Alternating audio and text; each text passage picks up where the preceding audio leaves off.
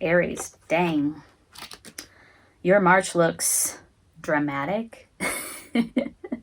And it's asking you to rise to the challenge, to accept the challenge, and to graduate.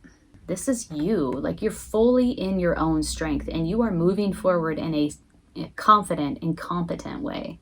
It is this strength and it is your independence that is the foundation of your success. You're looking out over the horizon. What else is out there for me that I can feel passionate about, that I can initiate?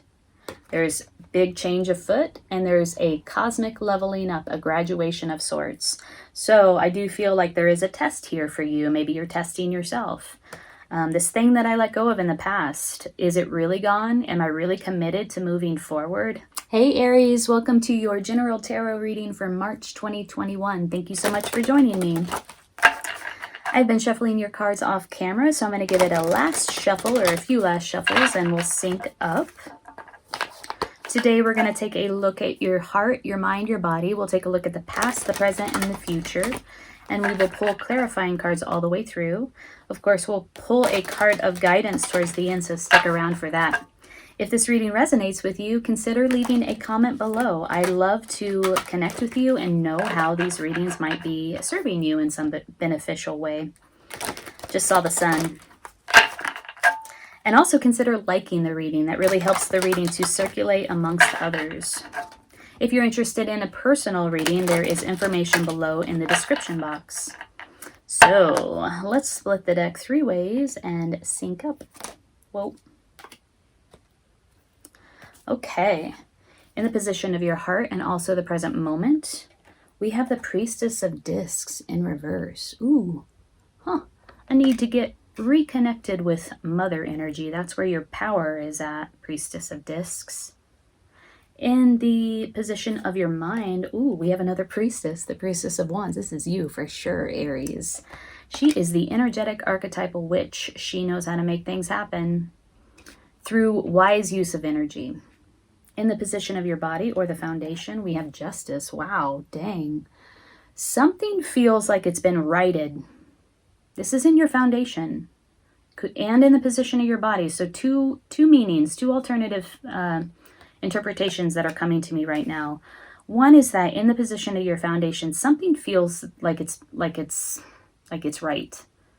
You know, like something has come to its natural right conclusion, and you are settled with it, and you feel satisfied with the conclusion, with what has happened, with the justice that has been served, or the truth that is available to you now, that has come about. Another interpretation is that with your physical health, something is, maybe you've made some sort of breakthrough. You feel like you've reached some sort of goal in terms of your physical health, but it feels very satisfying. It feels right. So 2 interpretations there for you. Justice in the foundation. In your recent past, we have the 4 of Discs. Yeah, I do feel like you took a time out here to do some healing. It feels meditative. It feels solitudinal, and it feels intentional, like you intentionally made this decision to close the door and do the work. But here in the present moment, we have this woman, this person, who is still somewhat disconnected from earth energy.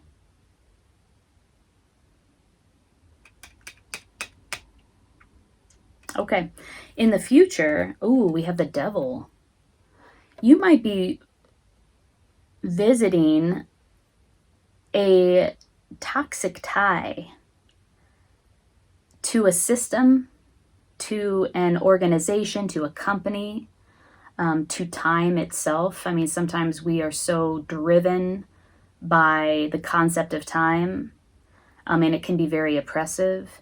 There's something in the near future that you will have to come face to face with where it comes to some sort of addictive tie. Inside of relationships, this is often like codependency. Where it comes to your physical health, again, we have like addictions to food, addictions to drugs, alcohol, addictions to gambling, all the addictions that you can think of. I don't need to list them all. They're all out there. This is some sort of, you'll have to contend with some sort of tie that doesn't serve you in the future. Let's clarify all of this.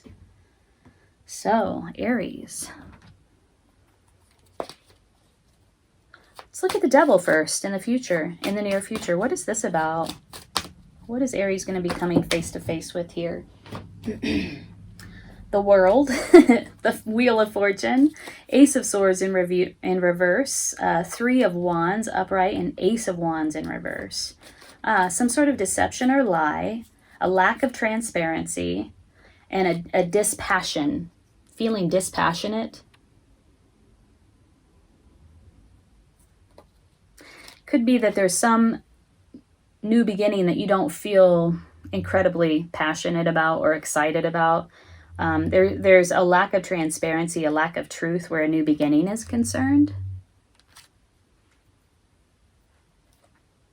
This is a test that will bring about great change, and it will have you looking out to what's possible for you. Are you going to move on to the next phase of your development? Will you graduate this test? Right? Will you graduate from this toxic system, this toxic tie? There is change afoot, and there definitely is a looking out to perceive something else. All clarifying the devil in the future. What is this Priestess of Discs in reverse in the heart space and also in the present moment? Feeling a little ungrounded, disconnected from, this feels like disconnected from your third eye, from your intuition, and also from earth energy, as I said before. But tell me more about the Priestess of Discs in reverse for Aries, March 2021. This will feel like, in the future, I'm looking at the world right now, an achievement for you. This graduation, this change. Justice came out again to clarify the Priestess of Discs in the present moment. Justice is also in your foundation. This is upright. There is some situation here, right? That you are waiting for justice around, waiting to receive justice around. This is in your foundation. It's coming. If you haven't already received justice around an issue, situation, it's in your foundation. It's here. It's coming for you. It's like you're waiting on justice to feel grounded. What was this break? Not break. Yeah, kind of taking a break. What was this taking a break in the past? This Four of Discs in the past. What was this? Why were you doing this? Took a break from something? From someone? Tell me more about this Four of Discs.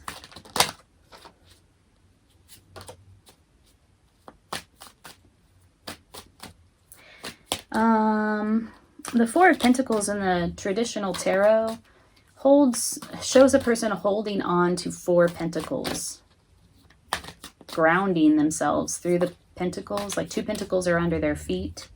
They're holding on to one pentacle, and I can't remember where the other pentacle's at, but it's like a conservation, a grounding, and sometimes people will read it as like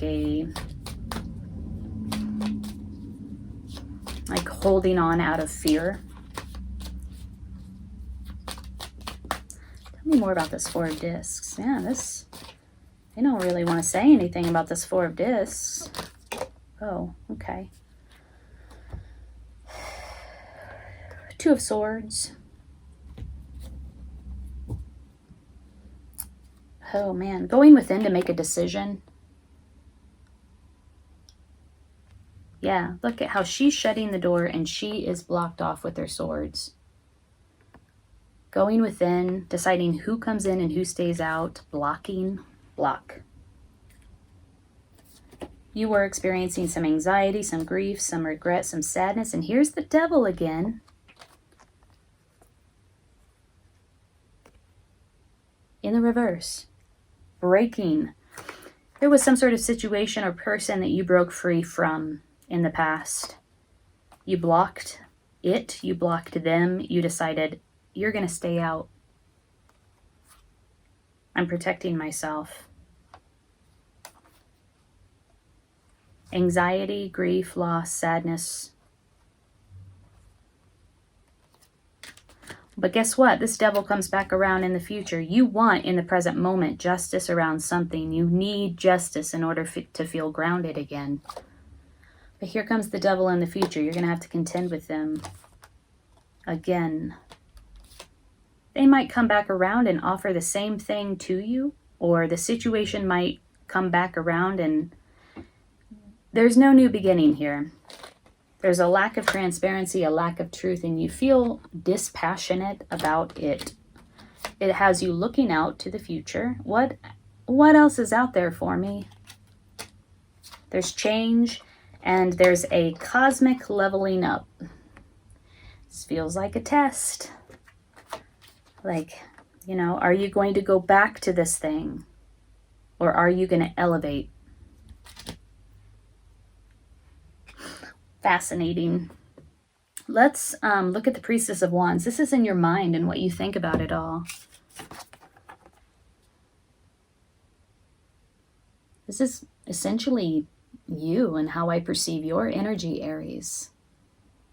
You know, the I am, the ability to take action and make things happen. She is highly networked, has a lot of connections. She works with her connections to manifest her goals, objectives, dreams into reality. Look how she has befriended this lion. She's like Sekhmet. Her strength is evident and the source of her power. This is the Priestess of Wands. In what you're thinking about and the position of your mind. You're coming mentally from a very strong place. Tell me more about the Priestess of Wands. It's like you mentally, you understand your powers and abilities. You understand your own energy. Standing strong in your own energy. There's a lot of mental power here, mental agility, mental acuity, mental strength. Tell me more about the Priestess of Wands. Ooh, fuck yeah. Look at you. You're moving forward. Yeah, that's on your mind. You're like, nope, I'm moving forward through this. In the present moment, you may feel ungrounded. You may be waiting for justice, but on your mind is moving forward in a strong and confident way. This woman in the Chariot, she uses the power of her personality to move forward, to make things happen. That's strong, Aries. Dang. Okay, well, let's pull a card of guidance for you as you navigate this situation. Let's work with the Goddess cards. I've been digging these recently. Card of guidance for Aries as they navigate this situation in March. Yeah, definitely a revisiting of a past situation or past relationship, past connection that felt very oppressive, toxic, addicting. You were tied to it. I feel like in the past you blocked it. You let it go. You decided who comes in and who stays out. And this person, the situation was out. It did bring anxiety and feelings of loss.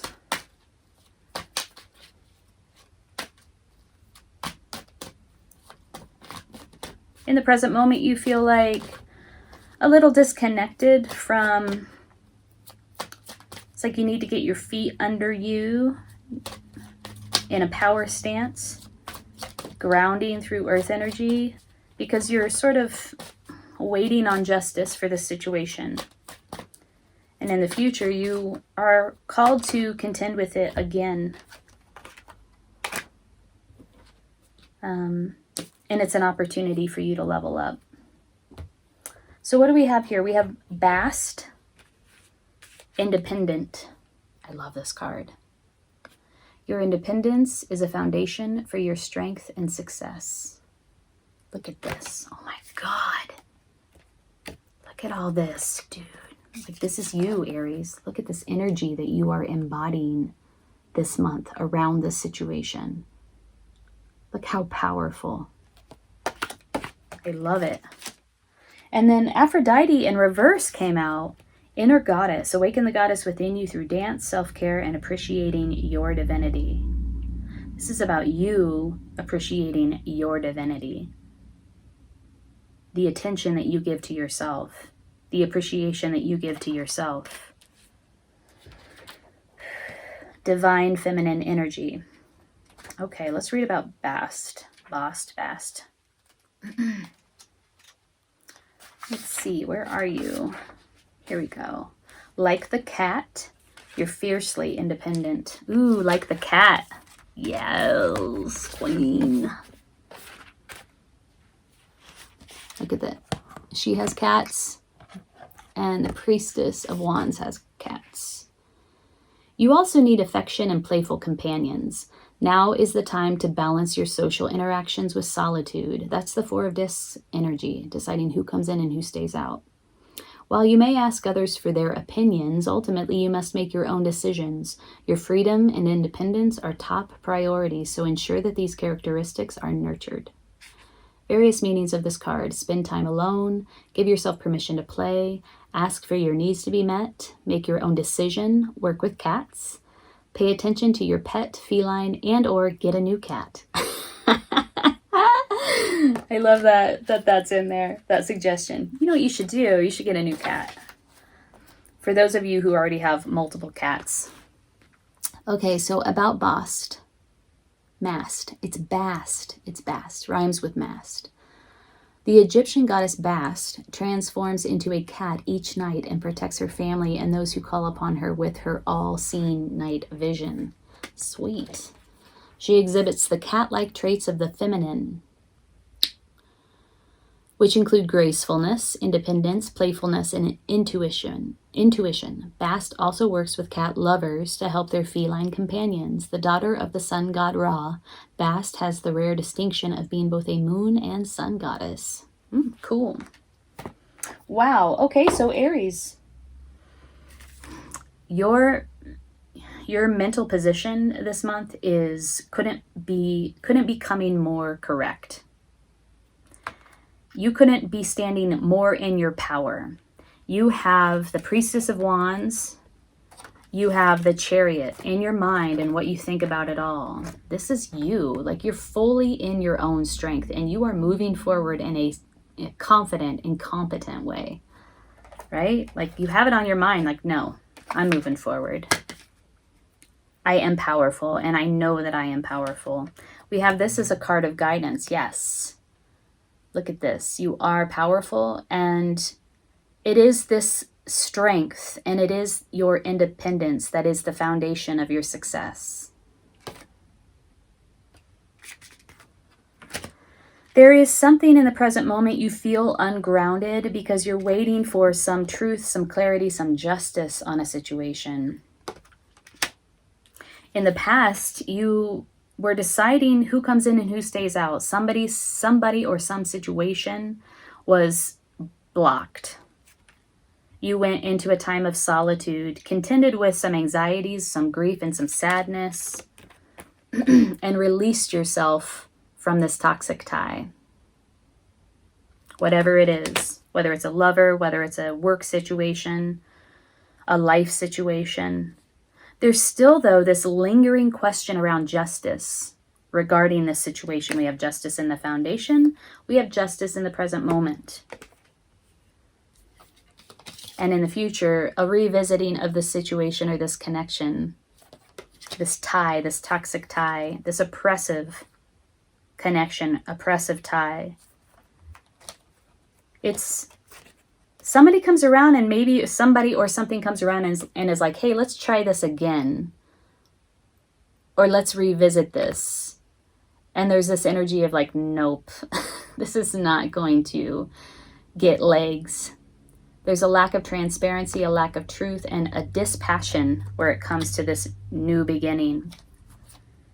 You're looking out over the horizon. What else is out there for me that I can feel passionate about, that I can initiate?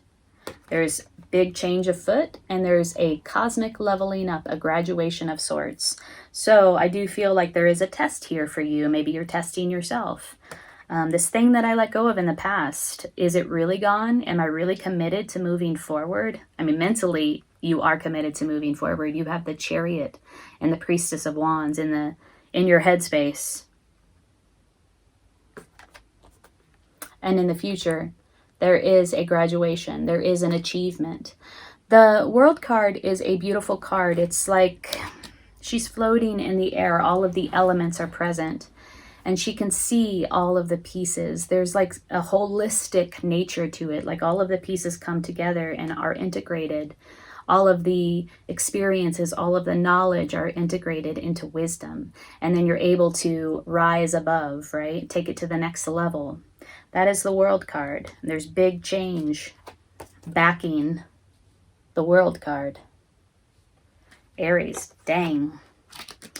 Your March looks dramatic. And it's asking you to rise to the challenge, to accept the challenge, and to graduate.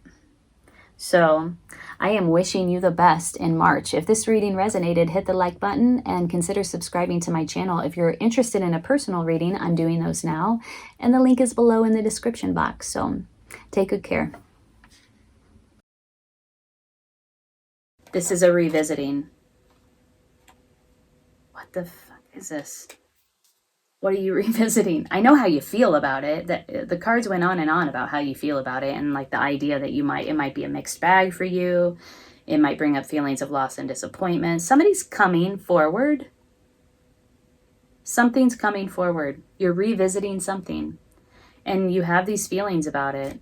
I'm not exactly sure what it is, but it's something real. It could have something to do with your job, your home.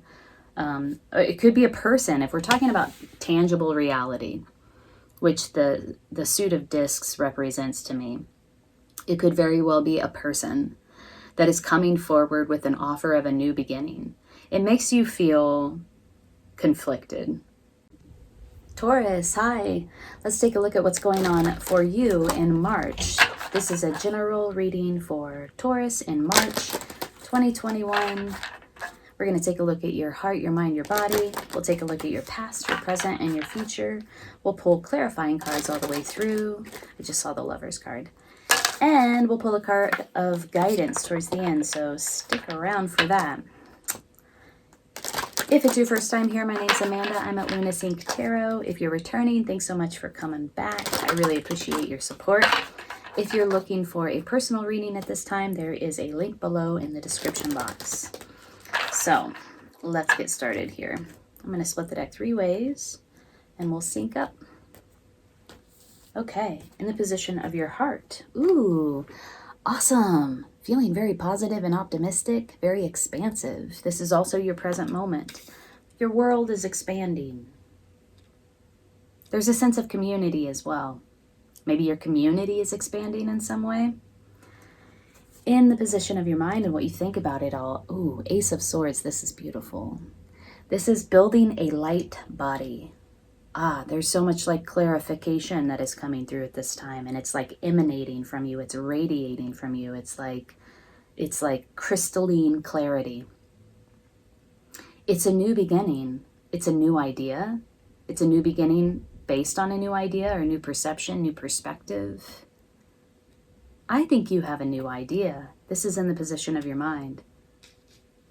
And it's bringing forth a new beginning. Sweet. In the position of your body or your foundation, we have the moon. You've done some work, haven't you? You've brought some shit to the surface. Yeah. You brought it to the light. Whatever it was probably painful. Probably had to do with, parts of yourself that have been hidden for quite some time. And you did the work to bring it to the surface, and the light of the sun dissolved those shadow aspects of yourself. Wow, look at this. There's just so much like clarification, clarity, truth. It's like this crystalline light. The sun and the Ace of Swords. So much clarity. A dissolution of these more hidden aspects, parts of yourself, emotions, bringing those, excavating those, bringing those to the surface, and then the light of the day just dissolves. Beautiful. In the past, we have the Five of Wands. This is like refusing to engage in the conflict. All these people come together, and there's a lot of diverse opinions, diverse ideas. There's a lot of ego. They're battling one another. They're challenging one another. Not in any sort of hostile, violent way. It's just, like asserting themselves, asserting the ego. And there's, because it's in reverse, a letting go of that behavior, a letting go of that activity. Like you can kind of discern now what is for you and what isn't, like what you're going to get involved with and what you're not. Like things don't affect you in the same way that they used to. And you're able to have a sort of a detached awareness around conflict and around assertions of ego.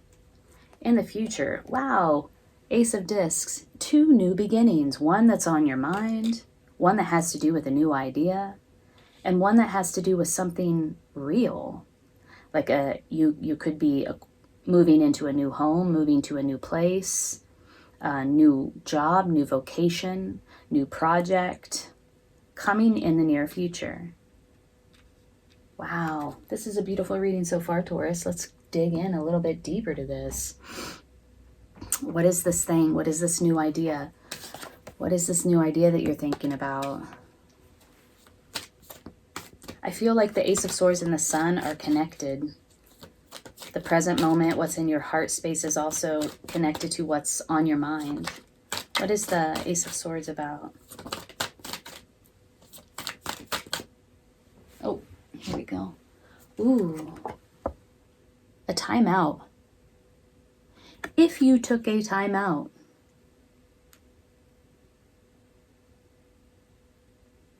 and that very well could be, because the Moon card is about doing emotional processing. This is in your foundation, bringing it to light. If you took a time out, this was the result. The Ace of Swords is the result.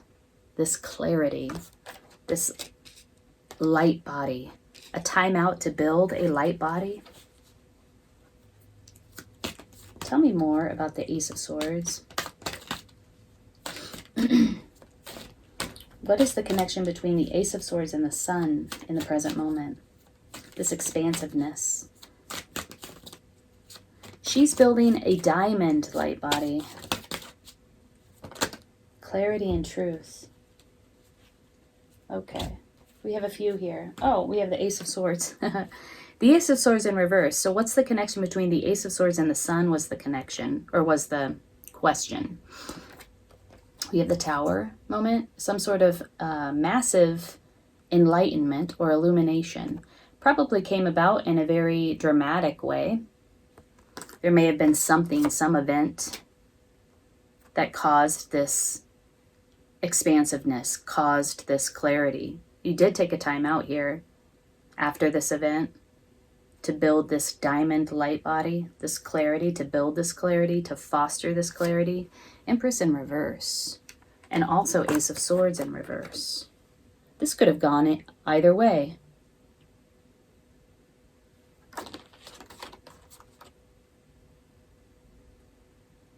There was a disconnection with your quintessential energy, your quintessential self. Ace of Swords in reverse.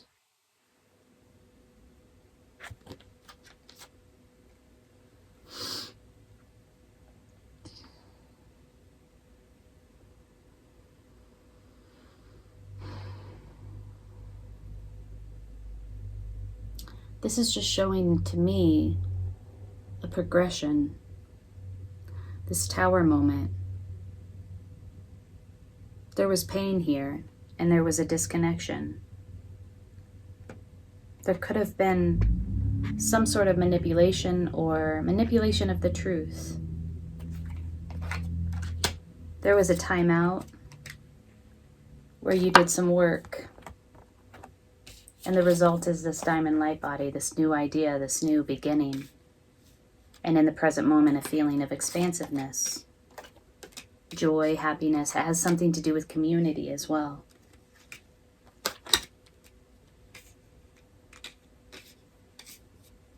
This feels fierce to me.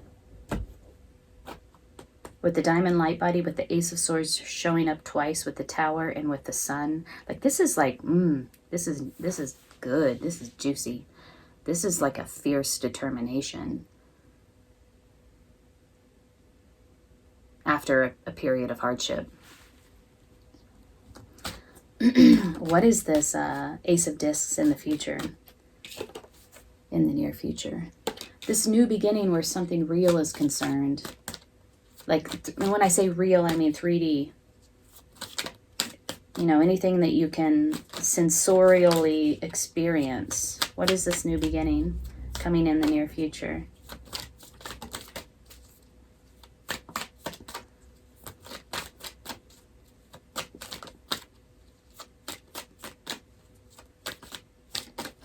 For Taurus in March. Oh, interesting. Well, this is a whole chunk.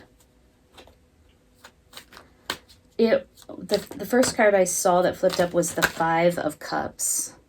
This new beginning might have you facing some feelings of loss, sadness, and disappointment. That is sometimes the case. When there's a new beginning, there's always an ending, right? That precedes it. And we have feelings, even when something good or something new comes our way that we feel primarily positive about. Sometimes there's feelings of sadness as well. New beginnings always require a certain amount of change on our part. Ooh. Okay, what do we have here? This new beginning that's coming for you. Now we've had the Empress in the reverse and the Queen of Pentacles in the reverse. There's some energy, quintessential energy. You are the Empress, Taurus, that you're not connecting with. Is it your sense of abundance? Balance. This new beginning could have something to do with your vocation or your career. There's a need for balance here. Or this is a balanced, like this is a more balanced initiative, endeavor, career, vocation. This thing that's coming in. Equal give and take. Whoa, we have the Five of Wands again, this time in the upright. Now remember, this was in the past. This was like a letting go or a distance, like distancing yourself from this ego, the assertion of ego and all the behaviors that come along with that. Now we have a revisiting of it with this new beginning. It's like you're back in it. You're back in the thick of it. I don't know that you're going to commit to this thing. A reservation, conservation, holding on. Yeah. Whatever this new beginning is, you might have your doubts about it. The Fool in reverse is like, nope, not going to take that leap of faith. Not gonna jump off that cliff. There's a new opportunity coming in for you. it sort of brings this issue from the past back to the future, right? This conflict, this competition, this assertion of ego, like it's like you're back in the mix. After you got some distance from it, it puts you in this like, this is mine. These resources are mine. This like holding on energy. And it's a lack of, like, I don't know that you're going to commit to this. I don't know that this new beginning is something that you are going to feel totally confident about. Well, that's interesting. Well, what is it? We get how you feel about it, but what is it? What does it relate to? What is the new beginning? What is the opportunity?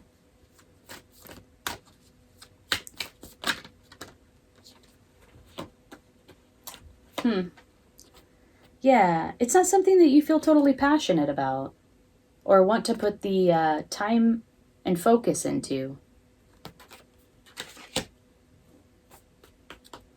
What does it relate to? Could relate to a field of study. Oh, we have the Five of Cups again. Remember I saw, sorry, it fell on the floor. I'm looking at it face up. I'm not going to go get it. I'm just going to look at it from here. Remember when I was shuffling the cards and the Five of Cups flipped up and I said, oh, and it was to clarify the new beginning after I asked that question. But it flipped up with a bunch of other cards, so I just read it because it was on the top. It's a feeling of loss and disappointment. It came up again. I'm looking at it now.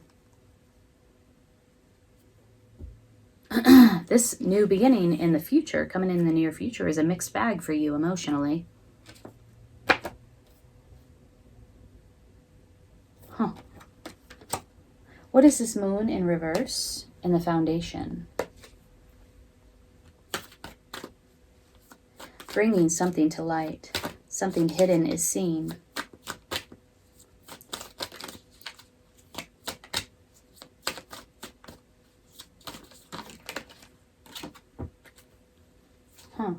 Observation, Page of Swords. This is the spy card, by the way. In love readings, they often read it that way, as somebody who's observing you from a distance. But this is a person who's learning. You have so many swords here. Look at this. The page is somebody who's learning how to communicate the truth. And he does so through research and observation. Sometimes this person is a poor communicator or an immature communicator, impulsive and rash. Bringing something to light, something hidden comes to light. Something hidden is now seen. And then we have the Page of Swords clarifying that. Communicating a truth. Learning about the truth through observation and research. This is in your foundation. You engaged in something, some sort of work, some sort of observation, some sort of research that excavated something, brought it to the surface. And the light of day with the sun in the present moment just dissolved it and created this expansion. There's a communication of a truth here for you, Taurus. You could be communicating the truth to a community. You know, the ace or the swords are about truth, clarity, perspective, communication, ideas, thought forms. There's a communication around this. There's a new idea, a new beginning. There's communication around that. Something hidden has come to the surface, come to light. And we can see it now. There's clarity.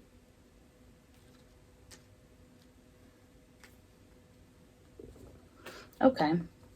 Well, what is this Five of Wands? Since it came up twice, in the past and in the future, what is this Five of Wands? What is this about for you? This thing that you distanced yourself from. You achieved this sort of ability to distance yourself. Ooh, shut the F up. Good Lord. Oh my God. We have the Five of Wands in reverse in the past. We have the Five of Wands in the upright in the future. It's like a revisiting of this conflict or this ego assertion. The Five of Wands in the future is clarifying the Ace of Discs in the future. The Five of Wands in the past is, or the Ace of Discs or Pentacles is clarifying the Five of Wands in the past. This is a revisiting. What the fuck is this? What are you revisiting? I know how you feel about it. The cards went on and on about how you feel about it, and like the idea that it might be a mixed bag for you. It might bring up feelings of loss and disappointment. Somebody's coming forward. Something's coming forward. You're revisiting something, and you have these feelings about it. I'm not exactly sure what it is, but it's something real. It could have something to do with your job, your home. It could be a person. If we're talking about tangible reality, which the suit of discs represents to me, it could very well be a person that is coming forward with an offer of a new beginning. It makes you feel conflicted. You had some distance from this, and now you're back in it. You're back in the mix. Let's look at the way you feel about it again. It has you feeling disconnected from your quintessential energy, like your own energy. It kind of, I don't know, has you feeling disconnected. Whatever they're bringing forward, I don't think that you're going to commit to it, or it's bringing forward. It doesn't seem like it's something that you might pursue. It has you back in this energy of like, well, I mean, you might be re-examining what this thing was. Like, if it left you feeling like a beggar, if it left you with feelings of like, I've got to protect what's mine, there's a revisiting of those emotions. But yeah, I don't feel like you're going to put the time into it.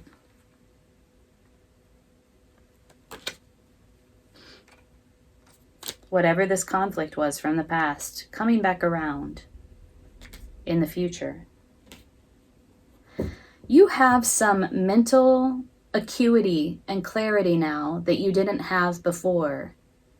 It's like an idea that you are embracing, and a clarity that you are embracing after a time out, after doing some research, after doing some observation, after doing some work, and after, honestly, a difficult enlightenment, a difficult illumination. This is what you're radiating. Positivity, expansion, joy, community in the present moment, in your heart space. This thing's going to come back around, and you're going to have to revisit something here. There's more to learn, essentially, or possibly. Let's pull some cards of guidance for you. Cards of guidance for Taurus as they navigate the situation in March. We'll use the Osho Zen deck.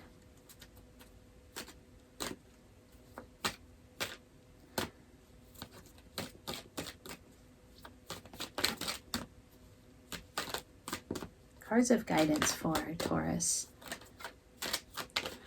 I do get a fierceness, though. A fierceness of mind. Clarity of thought. Ooh, oh my gosh. Wow. Cards of guidance. Okay, Taurus, what's going on here? Queen of Pentacles or Empress. All of these cards are in reverse. There's a message here for you. Where is it? Give it to me. Where's the Queen of Pentacles in reverse? Or Empress in reverse. Here we go. Look at this. All of these in reverse.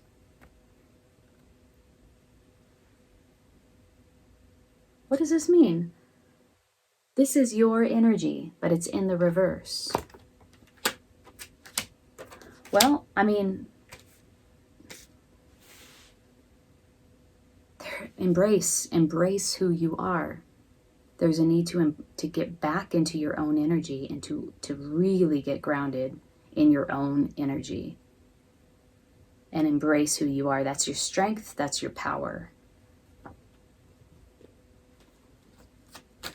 Well, let's pull a crystal card for you.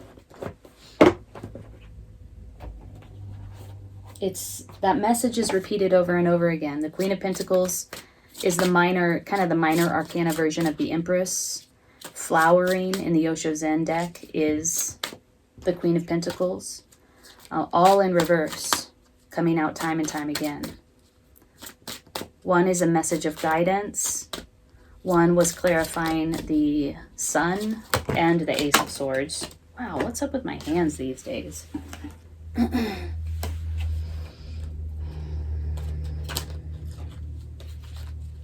And the other was clarifying the near future. Whatever's coming back around is asking you to really get grounded. You're going to need to get grounded in your own energy. Embrace your own energy. That is your source of power. Okay, so what we have here is lapis lazuli. Okay, let's read about lapis lazuli. It's 13. That's my favorite number. 3 and 1 is 4, and that is a number of stability. Heavenly wisdom, Taurus. Lapis lazuli wards off calamities of all kinds and was one of the most auspicious stones in the ancient world. You are an immortal soul who has profound connection with the heavens. Your purpose is noble. You yearn for spiritual attunement, but may be hampered by outmoded viewpoints. That's that 5 of Wands energy. Take charge of your life. Looking into the past puts your present experience into perspective. You are a lineage breaker. Make the effort to trace family history for deeper insight. Divination. There is spiritual dis-ease. Work with dreams and journey inward to find deeper insights. Flashes of intuition show the way. Open your heart and third eye. Help comes from on high. Enlightenment is within your grasp. Enhanced perception shows what operates beneath. Wow, shut the front door. Enhanced perception shows what operates beneath. What operates beneath enhanced perception?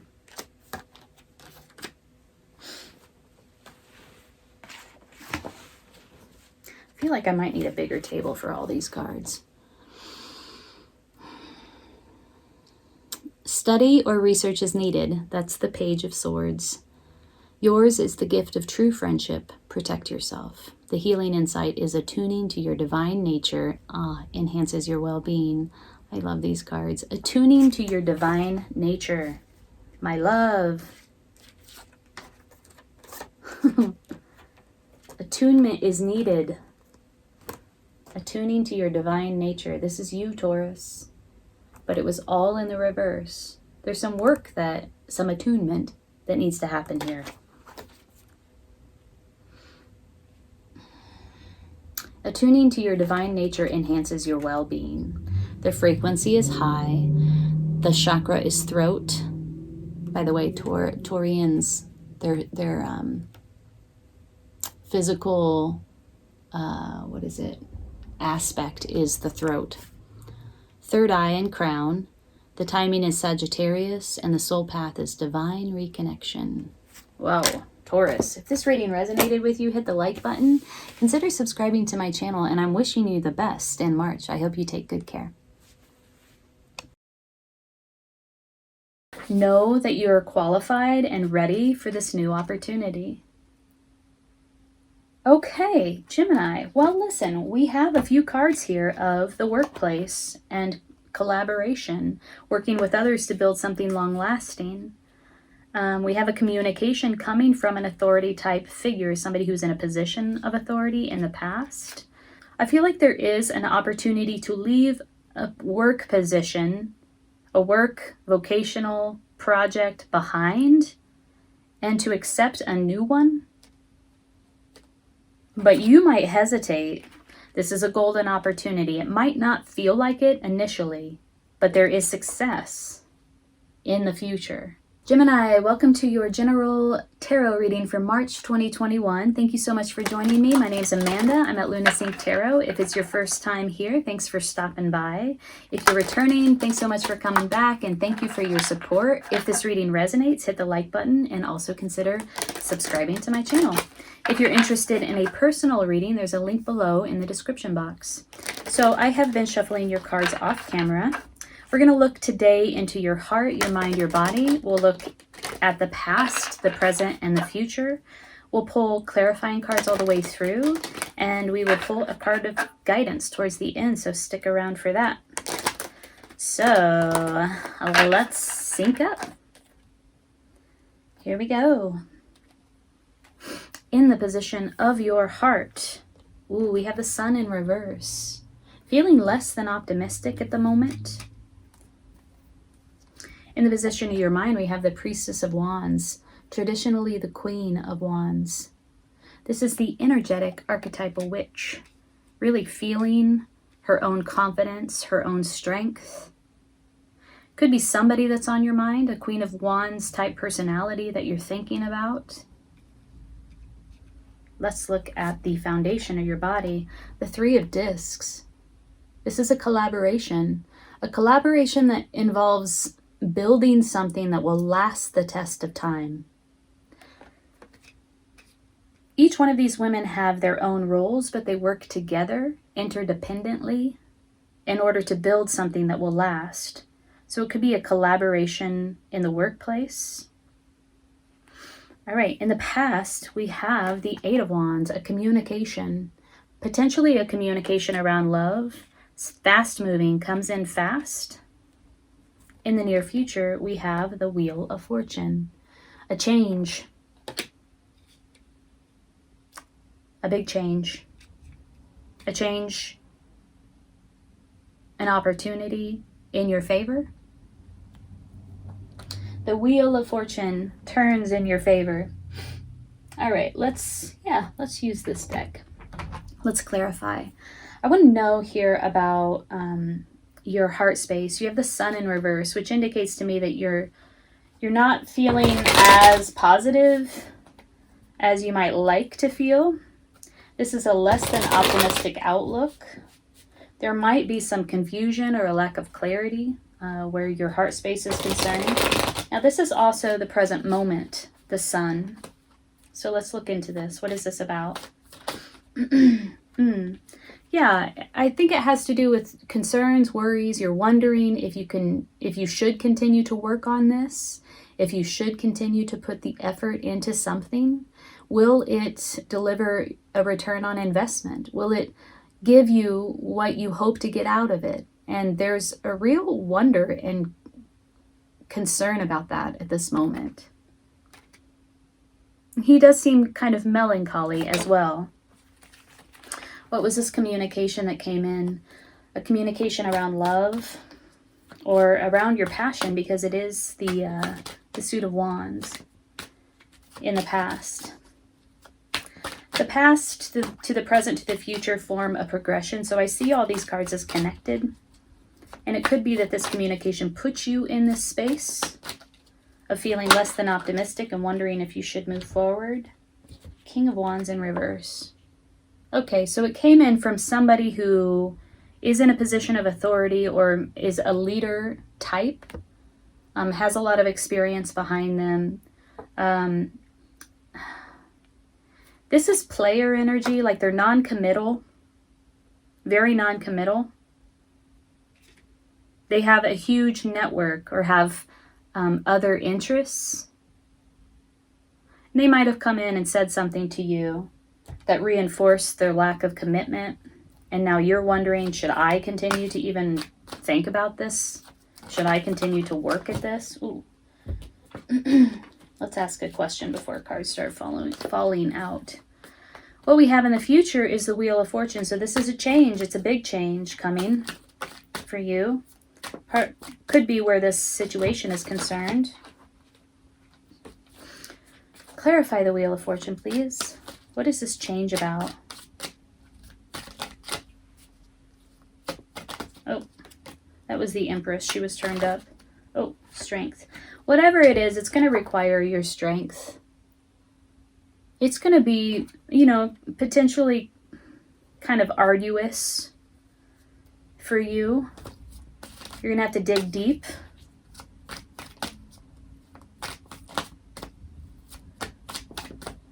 Tell me more about this change coming in the future.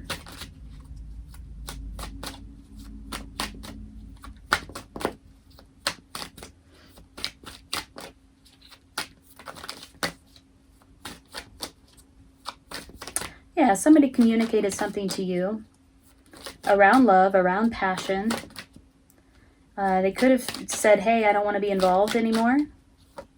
Or it showed their lack of commitment. Okay. We have the Seven of Swords. This is the change. I asked to clarify this change. It could be that this change is brought about through some deceit, some manipulation. That your response is to dig deep. You have to dig deep to sort of deal with this situation, to deal with this change. This communication that came in the past, we're still clarifying the change. I want to know more about it. Okay, yeah. So we have the Three of Pentacles came out twice. This could be a work situation, or it could be somebody you work with, or a communication around your work. There's a lack of collaboration. It's like you break with this thing that's in your foundation in the future. There's a break here. And it comes about because of something that feels like a manipulation or deceptive to you. Could be that you have a boss who's very much in this King of Wands in reverse energy. They come in with some sort of communication. You feel less than optimistic about it, and I feel like that's sort of an understatement. And it leaves you in this energy of wondering, should I even continue to invest in this? I don't know that I'm going to get out of this what I put in. In the future, we have a big change. You're going to have to dig deep. It comes about as a result of some sort of deception, sneaky move, ulterior motives. Somebody has an agenda, and you have a break with this workplace or this partnership, this collaboration. There's a break. Tell me more about this change coming in the future.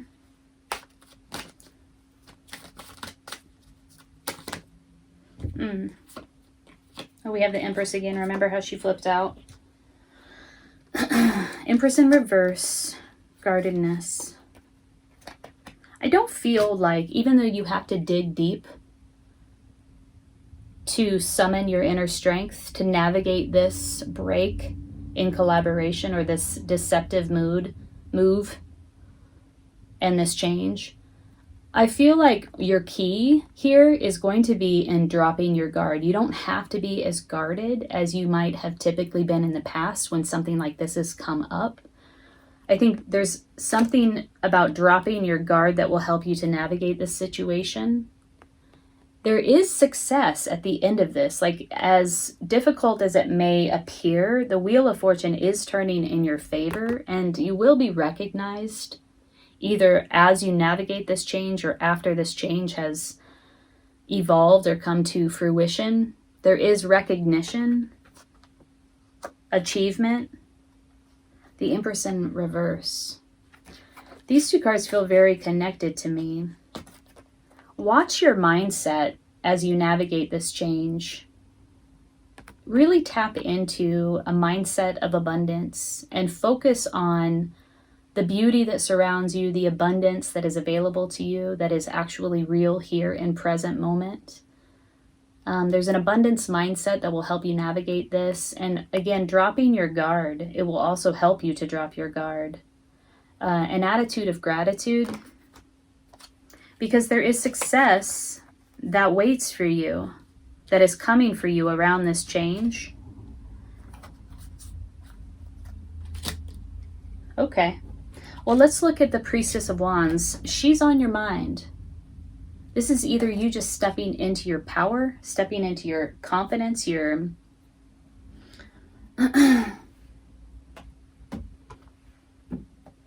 power. Or you're thinking about somebody. This is somebody that you're thinking about that is influencing you in some way. It is in the position of your mind, what you think about. What you think about it all. Even though you're feeling less than optimistic, I do feel like you, if this is you, if this is your energy, the Priestess of Wands, you have what it takes. This is your essential energy. Tell me more about the Priestess of Wands.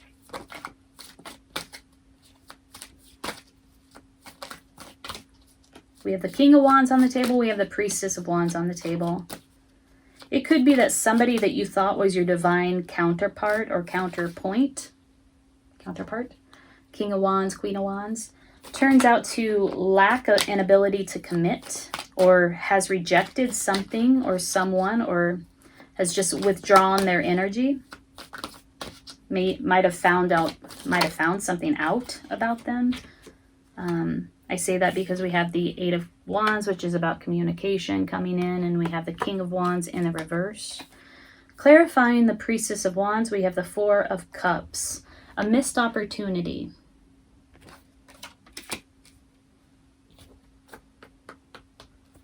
Did you have a missed opportunity with a Priestess of Wands type personality? Somebody who's very charismatic. When he or she walks into the room, people take notice. You can just feel their energy. They have a lot of people around them. They're connected to their community in a very significant way. And they're just very sexy. Very attractive. King of Wands. Oh my gosh. This is crazy. So this King of Wands flew out and turned the reverse King of Wands upright in its trajectory. Oh, shit. Okay. Okay. Wow, Gemini. So there was a missed opportunity with a Priestess of Wands type personality. I don't know if that's you or if that's somebody that you're involved with, but we have two King of Wands now out on the table. And so I do feel like this has to do with some sort of partnership or relationship. And I don't know if it's in the workplace. I don't know if it's a love relationship. And I don't know who's who. I don't know if you're the King of Wands or if they're the Priestess of Wands, or you, vice versa. But the King of Wands came out to clarify the Priestess of Wands. So this is some sort of relationship. I don't know if it's romantic or if it's vocational or based around some sort of passion project. There was a missed opportunity here. Somebody came in with some sort of distorted communication, or it was a communication that left you feeling like, I'm not sure I want to continue to invest in this. It left you feeling less than optimistic. And it's definitely bringing in some sort of change in the future, coming in the future. So let's see. I want to dig a little bit deeper into this partnership. What do they think about you? How do they perceive you?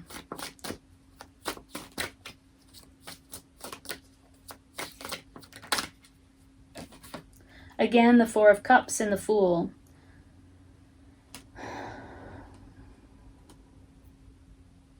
There was some sort of offer made here. This is how they perceive you. Did you make an offer to them? Did they make an offer to you? It was an offer of a new beginning. That's how they perceive you. How do you perceive them? Whoa. Shit. How do you perceive them?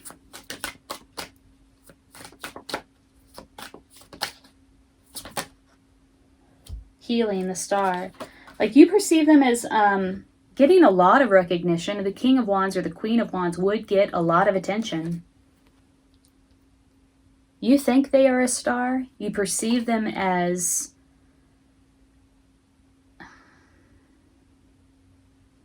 they might have a lot of attention coming their way, a lot of recognition coming their way. They're like elevated, right? People see them and you see them. And you see them as that, as being seen, as being on some sort of platform where they are recognized.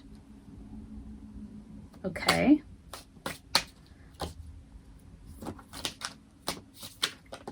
Somebody made an offer. There was an offer that was made. It had to do with a new beginning. But it was maybe not received well or rejected in some way, because we have the Four of Cups again in reverse. We have it upright and in reverse. And it feels like a missed opportunity. Yeah. We have the Five of Pentacles. Somebody was left out in the cold. like cast out, left out in the cold, neglected, emotionally neglected, like there was not enough. This is poverty mentality.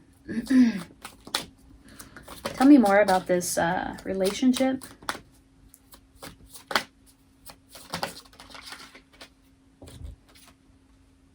Three of Wands in reverse. Six of Swords in reverse. Unable to move on. Unable to see the higher picture, the higher purpose. Yeah, it's like this passion project or this connection, the connection, the thing that ties the two of you together. And again, I don't know what that is, if it's love or if it's work. It's not moving forward. It's like stuck at the implementation phase, and somebody is unable to move on. I'm going to show you this card. This is the Three of Wands in reverse. This other card, there's nudity, so I can't show it to you, but it's the Six of Wands in reverse. Okay. Big change coming for you. Might be coming as a result of a break in this collaboration, break in this partnership. Somebody feels deceived. There was ulterior motives here. The key for you, however difficult it might be, is to drop your guard and to tap into, an attitude of gratitude. Like, notice the beautiful things, the abundance that surrounds you. There is success and achievement and recognition waiting for you, but you're going to have to dig deep into your reservoir of inner strength in order to navigate this change. So, my dear Gemini, let's pull a card for you, a card of guidance. It's amazing. As long as I've been using these decks, some cards never come out.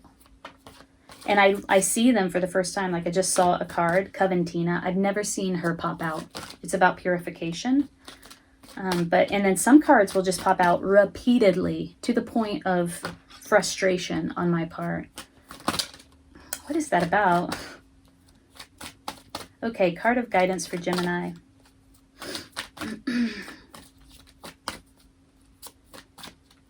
As they navigate this change. Really, that's what it is. It's a change. What's here in the present moment? Oh, yeah. Right in the present moment, you're like, I don't know if I should continue to invest in this. I'm not feeling optimistic about it. Golden opportunity. This change is a golden opportunity, Gemini. Yamanya. It might not feel like it initially. Important doors are opening for you right now. Walk through them. Okay, let's read about Yamanya.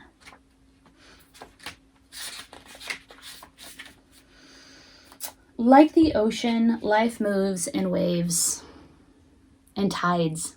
Timing is everything. So when an opportunity presents itself, you must dive in at that moment.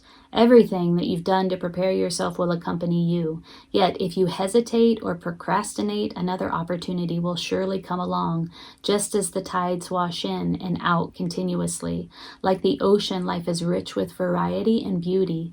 Enjoy experiencing its various rhythms and allow all doubts to be washed away. Various meanings of this card. Don't hesitate. This is the right thing to do. Your prayers are being answered. Get ready for a big and happy change. Celebrate your success. We do have the card of success in the near future. Know that you are qualified and ready for this new opportunity. Okay, Gemini. Well, listen, we have a few cards here of the workplace and collaboration, working with others to build something long-lasting. We have a communication coming from an authority type figure, somebody who's in a position of authority in the past, somebody who gets a lot of recognition, at least that's how you perceive them. I'm not sure that this communication brings about feelings. I know that it does not bring about feelings of optimism. And in fact, it leaves you in an energy of wondering, like, should I even continue with this thing? I'm not sure I'm going to get out of it what I put in. We have the Three of Wands, the Three of Discs, all speaking to, I feel like we got the three, we got the Three of Pentacles, we got the Discs, Three of Pentacles, Three of Discs, same card, twice. I feel like there is an opportunity to leave a work position, a work vocational project behind, and to accept a new one. But you might hesitate. Now listen, Gemini, you have a tendency to do that. Your quick mental acuity, your wit, your ability to communicate, these are all strengths. However, you do have a tendency to think about things a lot. You entertain a lot of thoughts, and you, because of that rumination, because of that behavior of just so much thinking, you tend to hesitate around making decisions. This card is saying, do not hesitate. The time is right. Do it. So that is your advice. That's your guidance. This is a golden opportunity. It might not feel like it initially, but there is success in the future. Achievement, recognition. All right, Gemini? Go for it. Okay, take good care. There's some sort of lie or deception, some sort of untruth that has caused you to feel all kinds of ways, unprotected, ungrounded, also disconnected from your own spark, your own inner spark. I feel like you were sort of led astray. Hey Cancer, welcome to your general tarot reading for March 2021. I hope you all are doing well. Thank you so much for joining me. If it's your first time here, my name's Amanda. I'm at Luna Sync Tarot. Thank you for stopping by. If you're returning, thank you for coming back, and thank you for your support. I really appreciate you. If this reading resonates, hit the like button and consider subscribing to my channel. And if you're interested in a personal reading, there is a link below in the description box. All right, so I have been shuffling your cards off camera. Today we're going to look into your heart, your mind, your body, your past, your present, and your future. We'll pull a few clarifying cards, and we will also pull a card of guidance towards the end, so stay tuned for that. Okay, Cancer, March 2021. Split the deck 3 ways and sync up. In the position of your heart, in the present moment, we have the Ace of Swords in reverse. Some sort of manipulation of the truth. In the position of your mind, we have the Four of Swords in reverse. And, feeling unprotected. In the position of your foundation, wow, Ace of Wands in reverse. Also in the position of your body. Something was...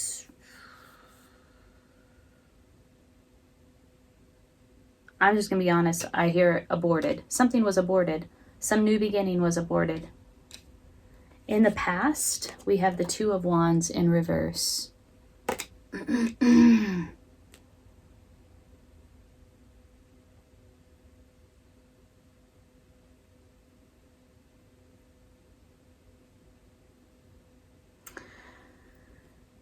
In this image, this woman is learning from her ancestor how to make fire. There's a disconnect with your essential spark, your passion. There's a disconnect from passion, from that inner fire, like how to get connected with it. How do I connect with this? There's a confusion. In the near future, we have the Nine of Swords. Anxiety, insomnia, sleepless nights. It's a ghastly nightmare. But I will say that in this image, this woman is rising up from her nightmare to face her fears with this sword of truth. There's some sort of lie or deception, some sort of untruth that has caused you to feel all kinds of ways, unprotected. Excuse me. Hold on one second. Pause.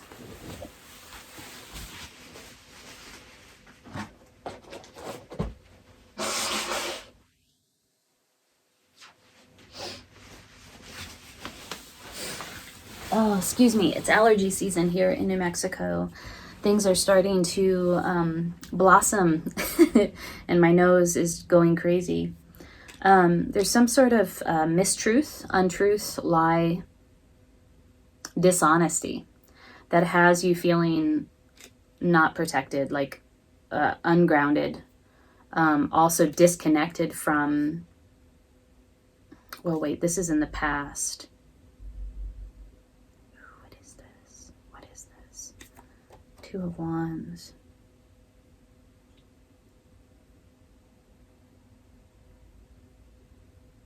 You got disconnected somehow from your own spark, your own inner spark. I feel like you were sort of led astray. And then there was this sort of dishonesty. You let go, like this, you were like this thing, you let go of it, or it let go of you in the foundation. Ace of Wands in reverse. Bringing anxiety in for sure. So what is this? What in the heck is this? What's this Ace of Swords? What's this Ace of Swords in the present moment and also in your heart space? A disconnection from the truth.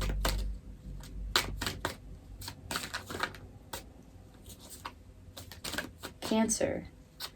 What is this Ace of Swords? Oh. Tower. Some sort of averted disaster. Disaster averted.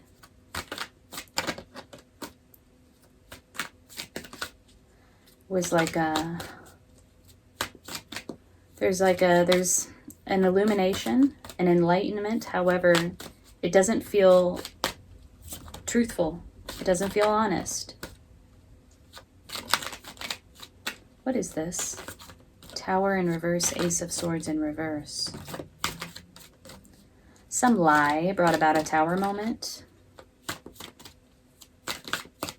Some dishonesty.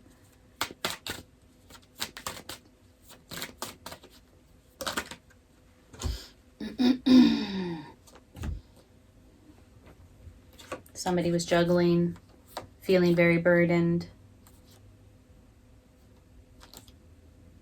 Lack of movement, lack of action.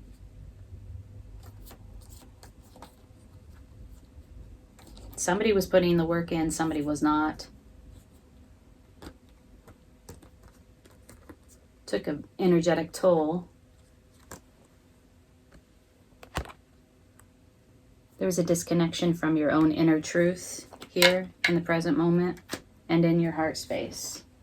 What is this past? Two of Wands in reverse about? Whoa. Two cards here. Something changed regarding the thing that made you happy.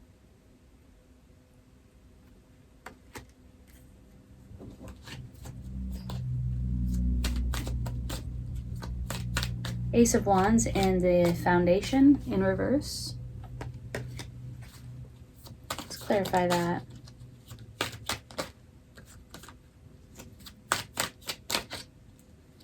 Ace of Wands in the Foundation, in the position of your body. Oh, it was a missed opportunity that brought you a great deal of anxiety. We also have the Nine of Swords in the near future, something that you continue to contend with mentally. A need to stand up and face your fears.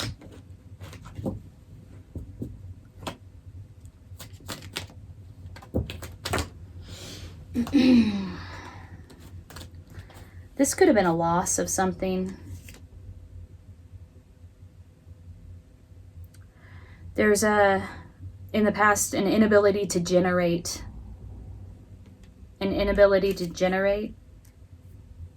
something that made you very happy. And then there was change around that happiness because of an inability to generate. There's a loss here in the Foundation, a missed opportunity. You feel betrayed. You feel like this was not fair. And you feel unprotected mentally. Mentally, you feel unprotected. Like, vulnerable. There's anxiety, worry, concern in the future, and also clarifying the thing that you lost. It brought about a great deal of anxiety, the missed opportunity. What is the Four of Swords in reverse in the headspace?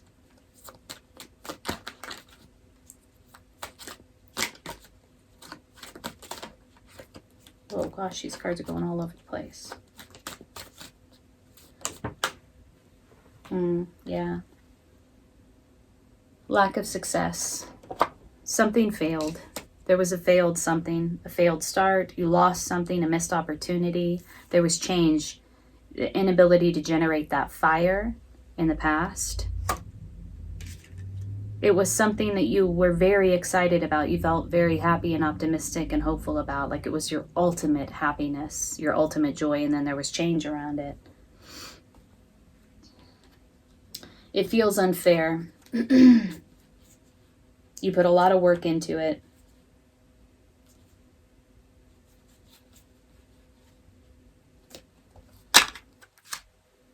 Nine of Swords in the future.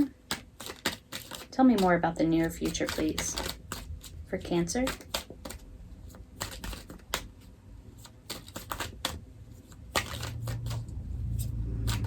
Sometimes the story doesn't unfold until you get more cards out here on the table. So all the cards work together to deepen a meaning of a reading. Okay. There's a need to accept that this thing is over. There's a finality in the near future.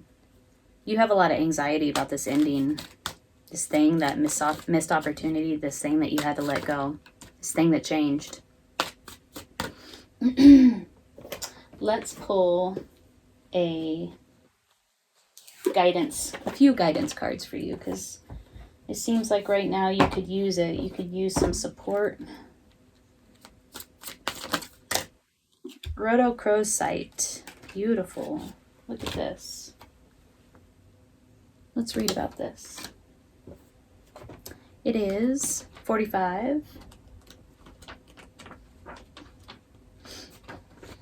The Heart Reviver.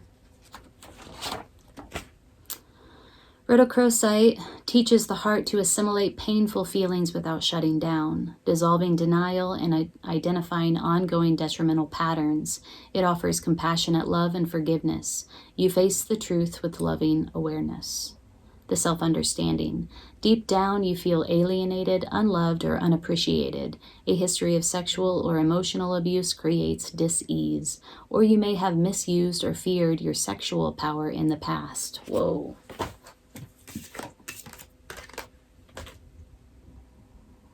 Misused or feared your sexual power in the past. This is literally in the past. This is about how to generate fire. The Wands has to do with libido and sexuality.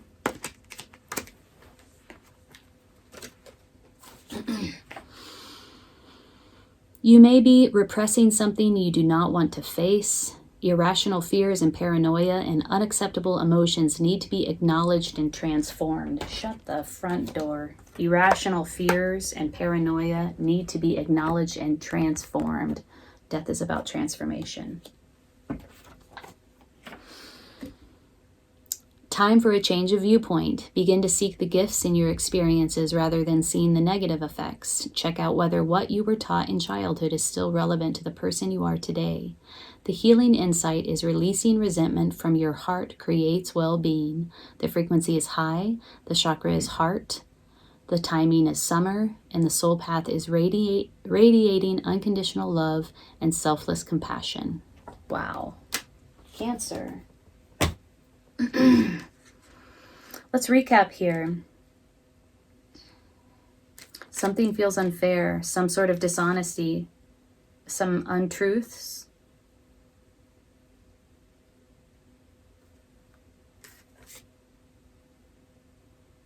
Something about generating that libido, how to make fire, a misuse of your sexual energy or a fearing of your sexual energy, an inability to generate fire. Some change around something that brought you a great deal of happiness and joy, some loss, a missed opportunity, anxiety resulting, anxiety in the future, transformation in the future, transforming anxieties, transforming paranoias, facing your fears for transformation. Something failed. Left you feeling unprotected.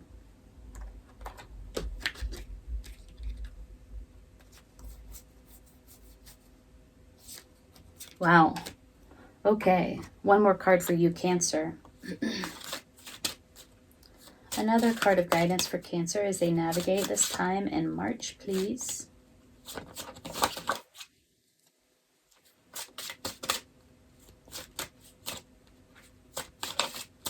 Cancer, if this reading is resonating, hit the like button for me, please. And leave a comment below. I'd love to hear how this is playing out for you. Hummingbird. 2 more 4s. All right, let's read about hummingbird. Hummingbird is fragile. There's a fragility to hummingbird. A delicate fragility. And fragility, is that the right word? I don't know. It's very delicate. Joy.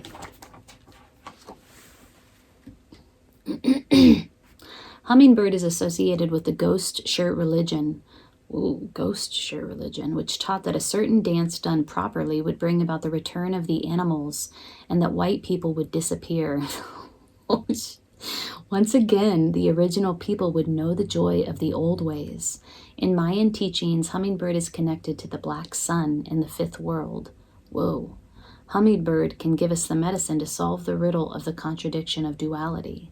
The song of hummingbird awakens the medicine flowers. Hummer sings a vibration of pure joy. Flowers love hummingbird because nectar sucking brings about the reproduction of their families. Plants flower and live because of hummingbird. This might have something to do with like generating fire, your reproduction abilities, your ability to generate.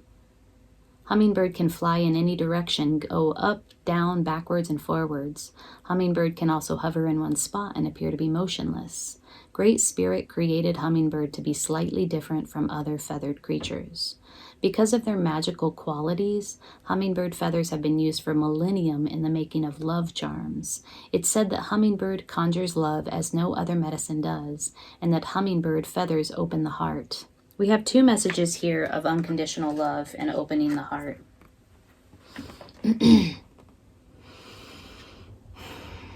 Without an open and loving heart, you can never taste the nectar and pure bliss of life. To brother and sister hummingbird, life is a wonderland of delight, darting from one beautiful flower to another, tasting the essences and radiating the colors.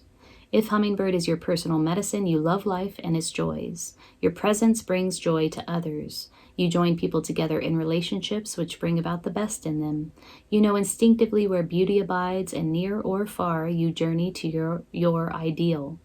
You move comfortably within a beautiful environment and help others taste the succulent nectar of life. Yes. There's something about keeping your heart open, working with your heart chakra, unconditional love. There's a lesson to be learned here, and I feel like it's a hard one. It's not bringing you, it's causing you some anxiety. There's something about transforming this anxiety. Look how she's standing up and facing her fears. That is essential for you at this time, Cancer. All right, my dear. I'm wishing you the best in March. Take good care. I'd like to know more about this awakening, this calling in of a new name for you. Whoa. What the heck? Wow. Oh my God. This is crazy. Leo, look at this. Shush up. Look at all these personality cards that came out. Oh my gosh.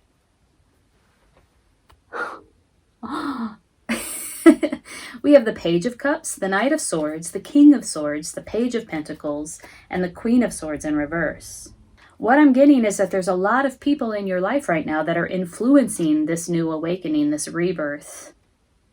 There may be so many people in your life actually lending their voice or lending their energy to your current situation. I do see you're juggling a lot, that you can't even perceive this change that's coming for you.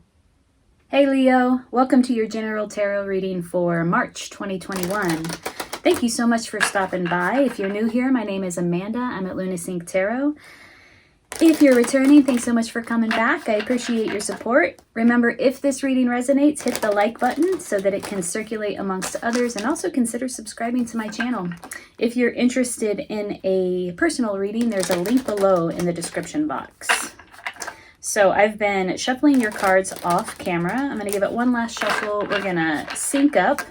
We're going to look at your heart, your mind, your body. We'll look at the past, present, and the future. We'll pull clarifying cards all the way through. And we'll pull a card of guidance towards the end. So here we go. Let's do this. Let's split the deck 3 ways. In the position of your heart. Ooh, Judgment in reverse. Maybe not seeing the whole picture. In the position of your mind, we have the Sun of Discs. This guy's been showing up quite a bit. So yeah, he's very focused. It's like a singular vision focused on the target, and it's like all of his presence is wound up in this moment where he's focused on this target in order to hit the target. In the position of your body or your foundation, we have the Two of Discs. You probably have a lot of responsibilities at this moment. Practical responsibilities, and you're doing some juggling, but you're handling it well. You're very competent, you're very grounded, and there's power available to you. So this is the position of your foundation or your body, and it sets sort of the stage for the entire reading. In the past, we have the Five of Discs, coming out of a time of anxiety, concern, worry. In the position of the near future, we have the Daughter of Discs. Interesting.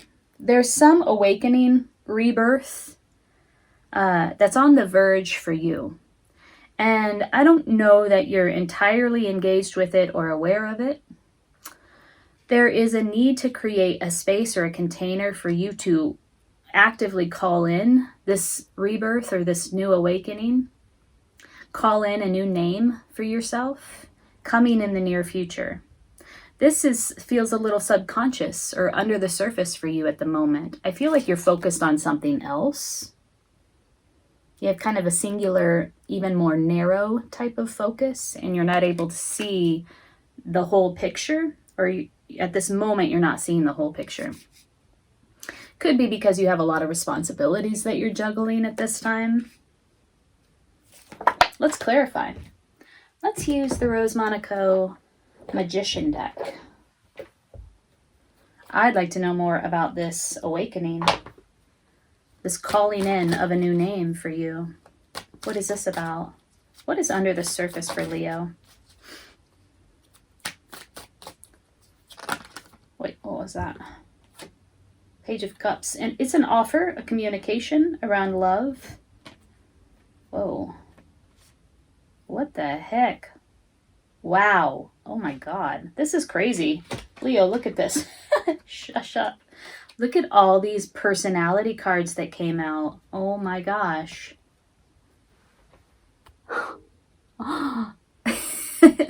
We have the Page of Cups, the Knight of Swords, the King of Swords, the Page of Pentacles, and the Queen of Swords in reverse. Shit. We asked about this new awakening that's under the surface for you.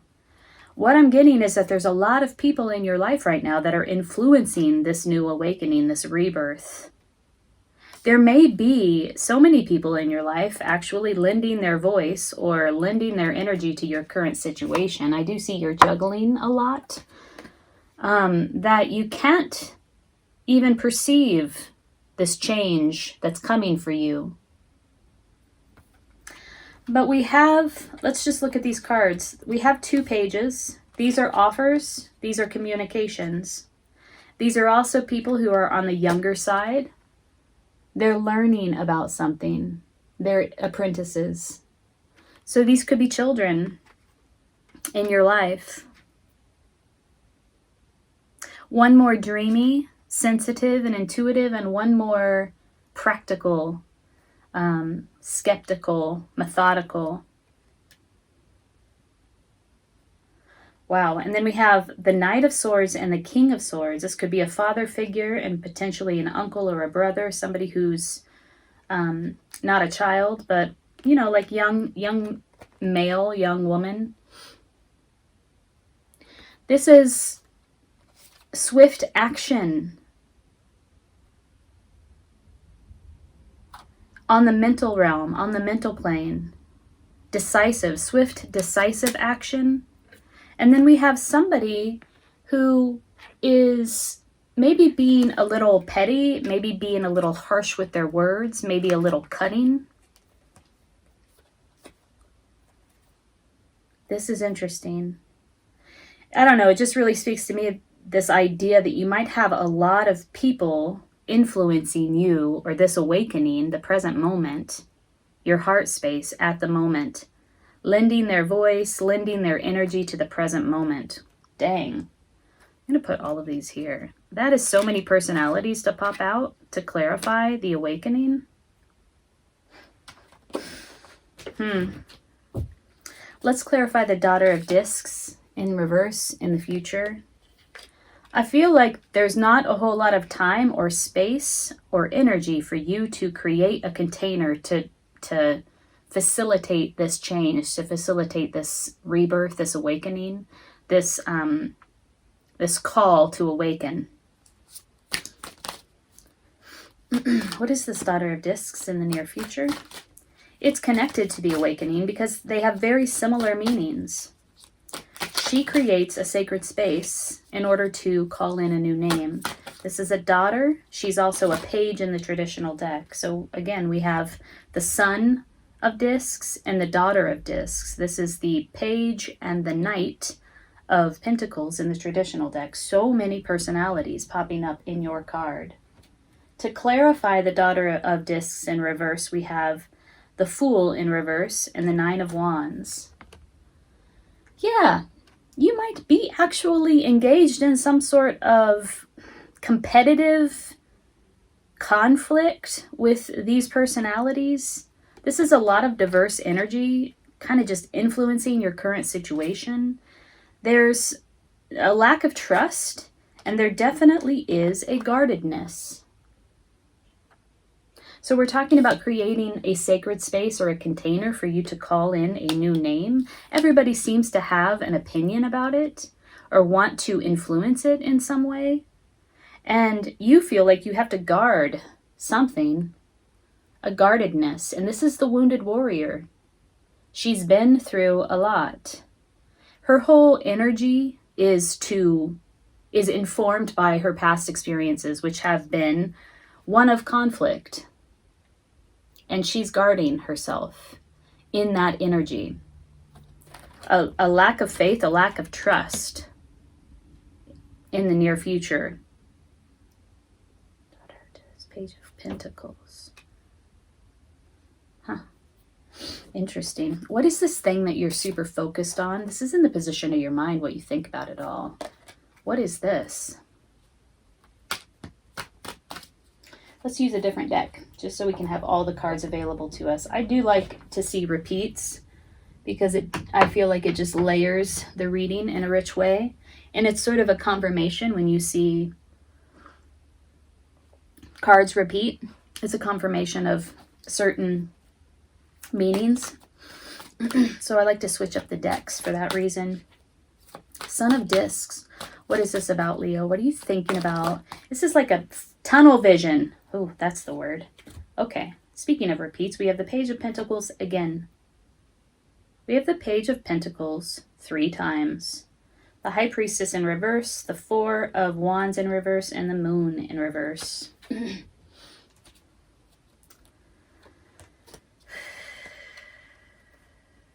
This could have to do with your vocation, your career. I'm speaking of the Page of Pentacles at the moment. The Page of Pentacles is clarifying the Knight of Pentacles or the Son of Discs. This thing that you're super focused on, it's like a tunnel vision. It could have to do with a career offer, a vocational opportunity, learning about something real where it comes to your work, your career, your project, your initiative, something real, a communication around something real, an offer around something real.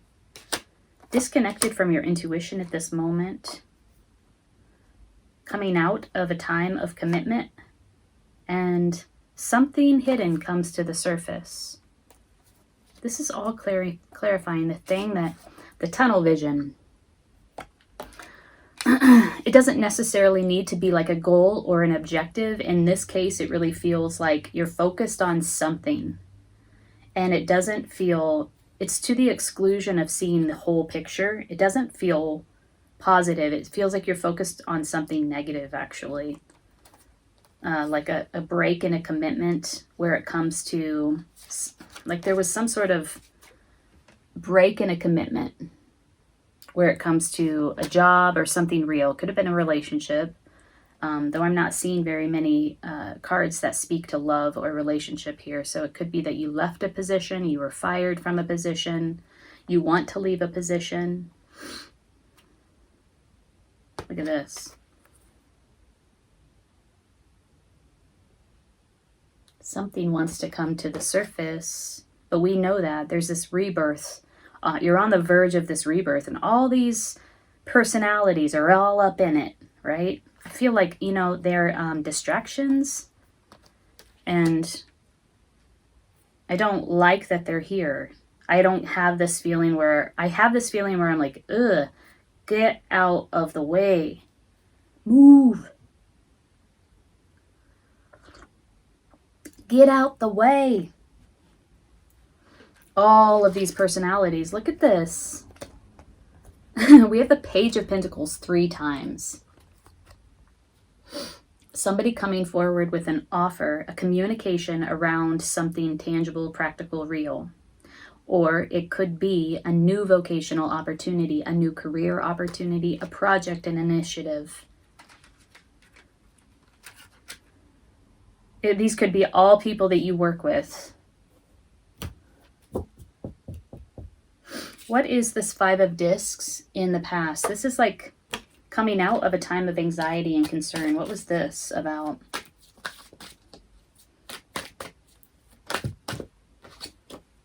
Yeah, I feel like this definitely does have something to do with work. I think this popped out in the reverse. This could have been a break in a collaboration. It could have been that you're just dealing with some career moves at this moment. Either you've left the place of your employment, you're looking for employment, you've been fired, you've been let go, you've decided to take a different direction. It brought some anxiety and concern. There's a lot of people that have their energy all up in this, like I showed you before. We have this new awakening, this rebirth. There's a call coming in that is not, this is in the present moment in your heart space. I don't know. It could be that you don't feel super happy about it, or it could be that you're just not fully engaged with it. You do have this guarded energy, Leo, and a lack of faith, a lack of trust. There's this, I mean, there's something new on the horizon for you. I keep repeating that, but it has to do with your identity and who you are, how you work in the world, a break in a commitment, something under the surface wants to come to light. I feel like you're focused on more of the negative aspects of this. What is this 2 of Discs in the foundation? She is nursing twins.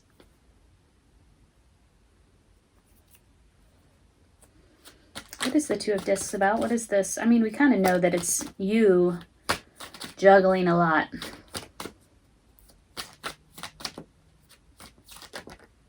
Juggling a lot here. But doing so competently in a grounded way. Ooh. Interesting. Tower moment.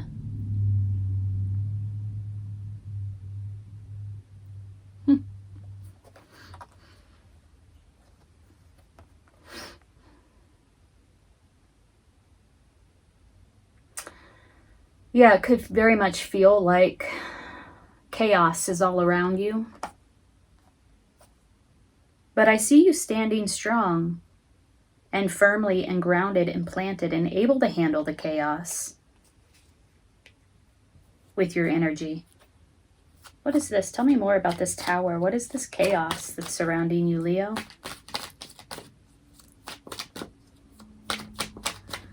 Something's changing. Something's coming in for you, my dear. Don't know that you're fully connected with it, or even if you are cognizant of it, like even wanting it. There's a guardedness about you, like I'm going to defend and protect. Oh, a disinvestment.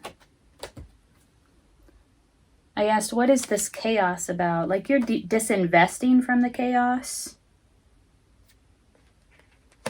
It could be that the chaos came about because you decided to withdraw your energy.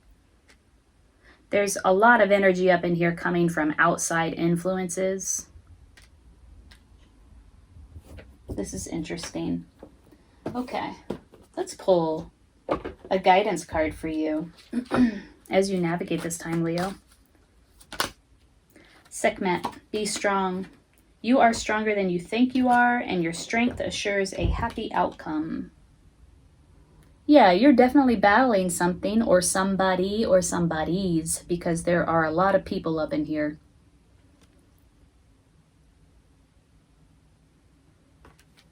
Let's read about Sekhmet. See yourself as strong and victorious, and don't complain about anything or anyone. Don't blame anyone or any condition. You're the embodiment of strength, not victimhood. As you rise above the old tendencies and see yourself in the new light of beautiful feminine strength, your life will automatically shift in miraculous ways. You'll attract new opportunities, forms of abundance, and relationships to help you manifest your highest potential. Being strong means seeing yourself in the most favorable light you can imagine. Be real. Allow yourself to feel genuine emotions, but most of all, be strong. Wow.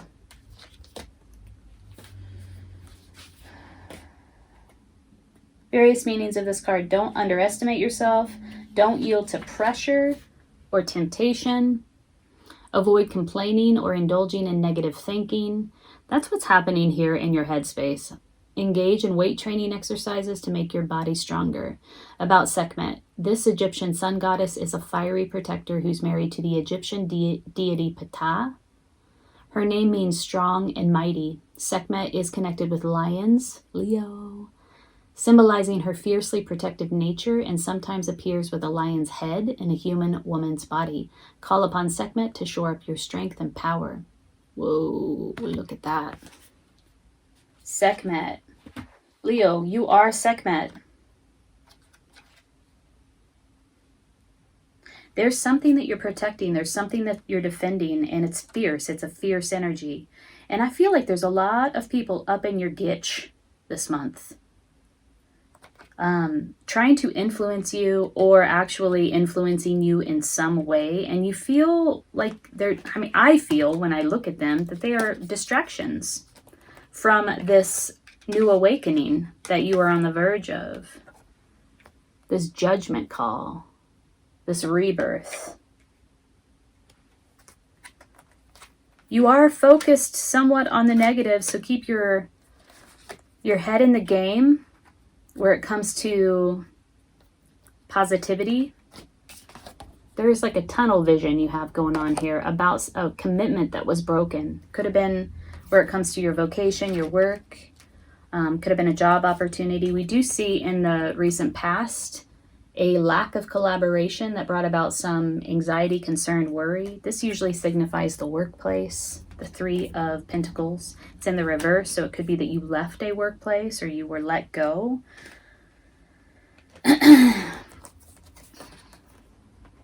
There's a lot of chaos around you, probably from these people who are bringing in this energy for you. All of these personalities here that all came out at once to clarify this rebirth, this judgment call, this awakening.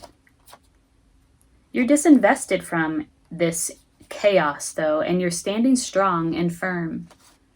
in your power. There is power available to you, and you're able to juggle a lot of diverse responsibilities at this time.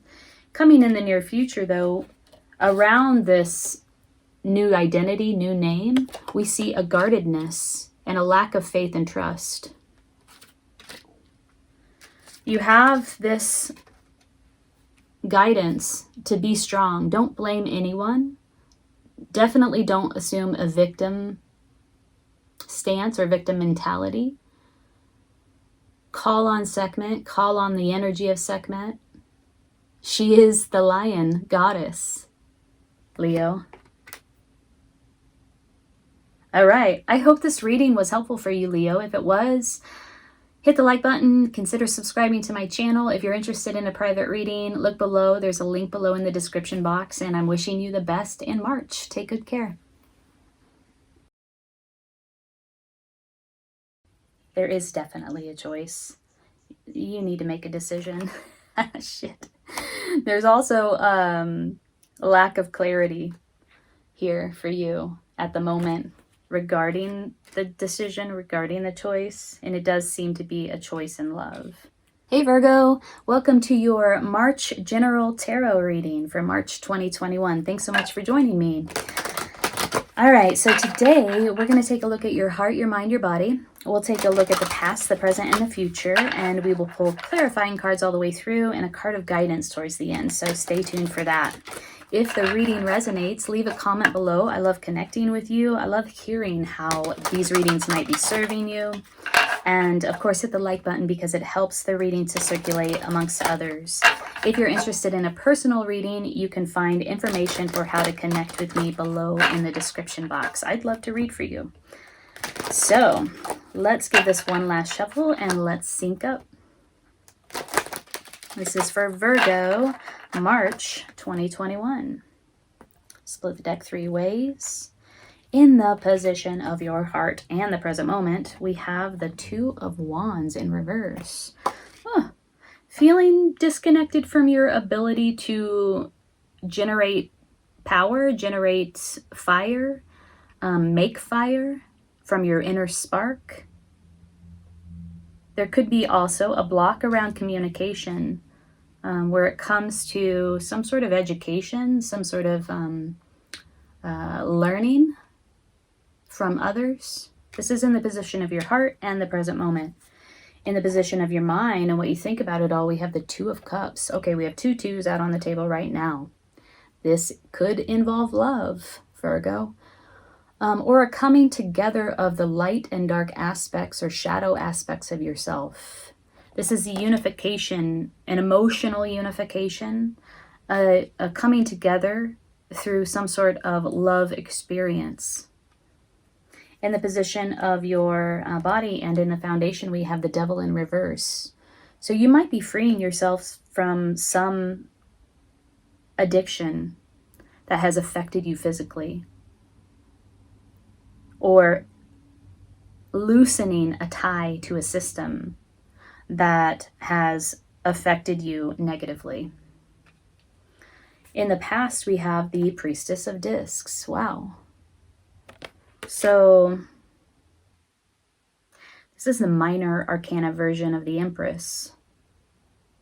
Really standing in your power, in your quintessential energy, grounded in earth energy, and like a master at creating abundance around you. Also connected to your third eye, there are hallucinogenics in this card, so it could be use of cannabis in some way to have visions. Okay, and in the future, we have the Ace of Discs, a brand new beginning, and it has something to do with something real. It could be literally a baby. It could be a house. It could be a job. It could be moving somewhere. It's some sort of 3D, tangible, practical, real experience. You can like see, taste, touch, hear it. And it's a new beginning coming in the near future. What's up though with this like a disconnection from your ability to generate fire or your inner spark, the thing that makes you passionate? This could be sexual energy. as well. Could have to do with your libido, but the libido is more than sexual energy. It's like that force, that life force within you that makes fire, that turns things into reality, that takes initiative, that takes action. So there's an issue here in the present moment and in your heart space.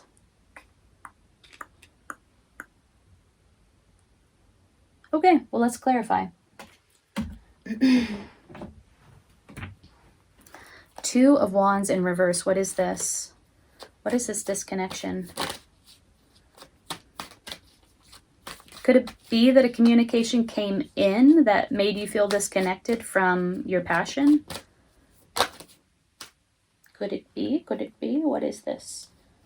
Well, we have the King of Pentacles. Huh. Somebody said something.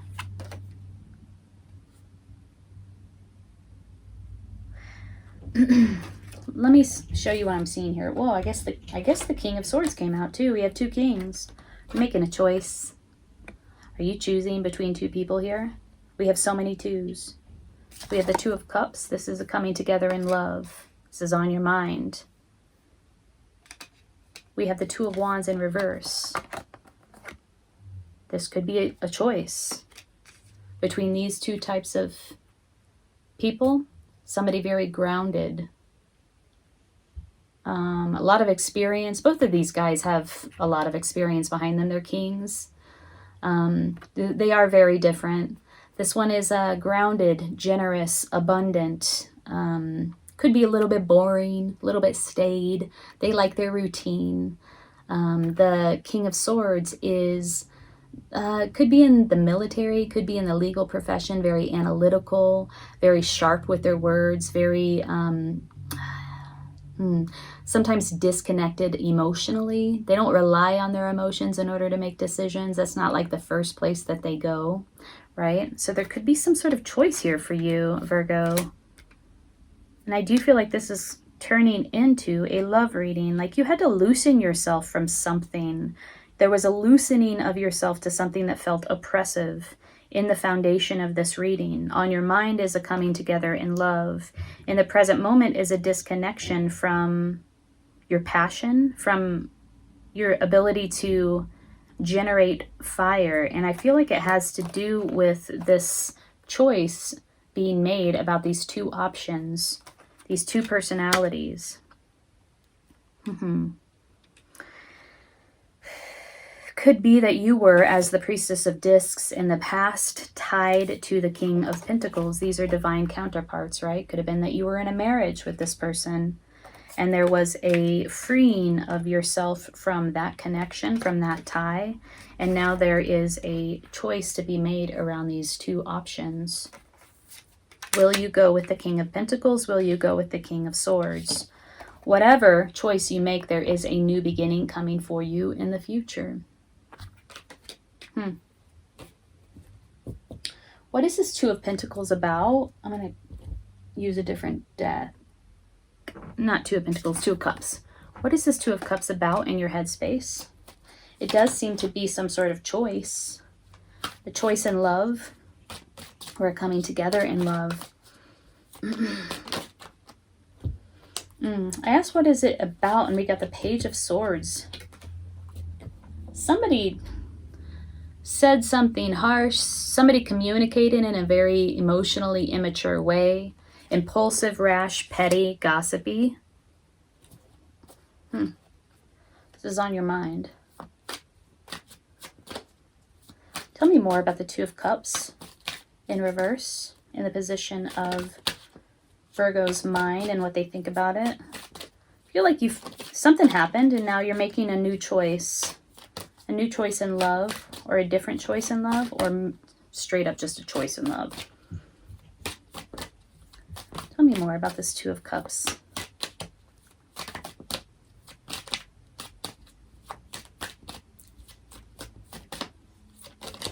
The King of Pentacles is looking up. The King of Swords is looking down.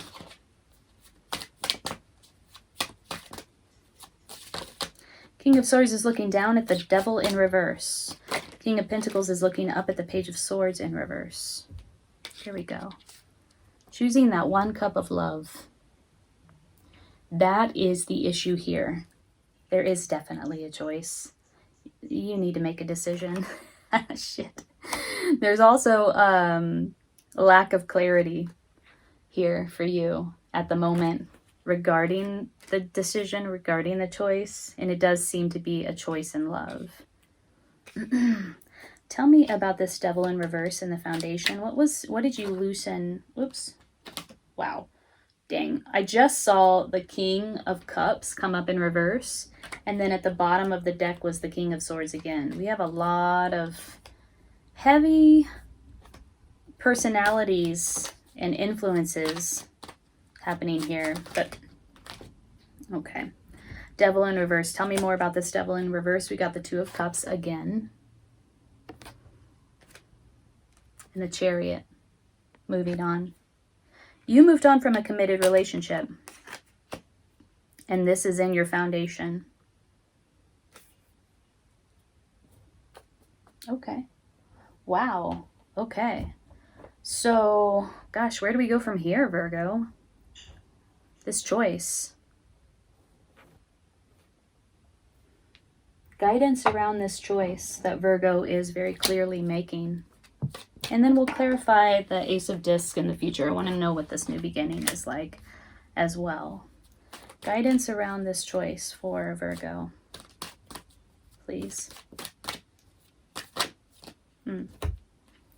The World. Or we are the world, not the world, sorry. The World is a different card. This is the Ten of Pentacles in reverse. Guidance around this choice. Letting go of a lasting legacy. You might have built something with someone like the King of Pentacles. Queen of the Priestess of Discs and the King of Pentacles. These are divine counterparts. This is a solid, committed relationship with long-lasting stability. At the end of this committed relationship, you see that this couple has built sort of an empire, and they're able to share what they've built together with their community and with their family. There's a letting go of this long-lasting commitment and all of the things associated with that, like the home, the things. Sorry, I just got a notification on my phone. Thought it was like something that I needed to do right now, but it is not.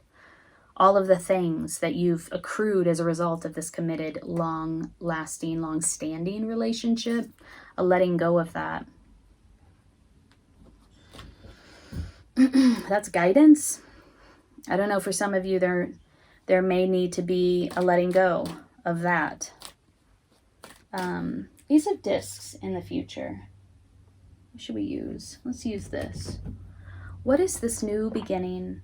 This could be Ace of Discs, like I said before.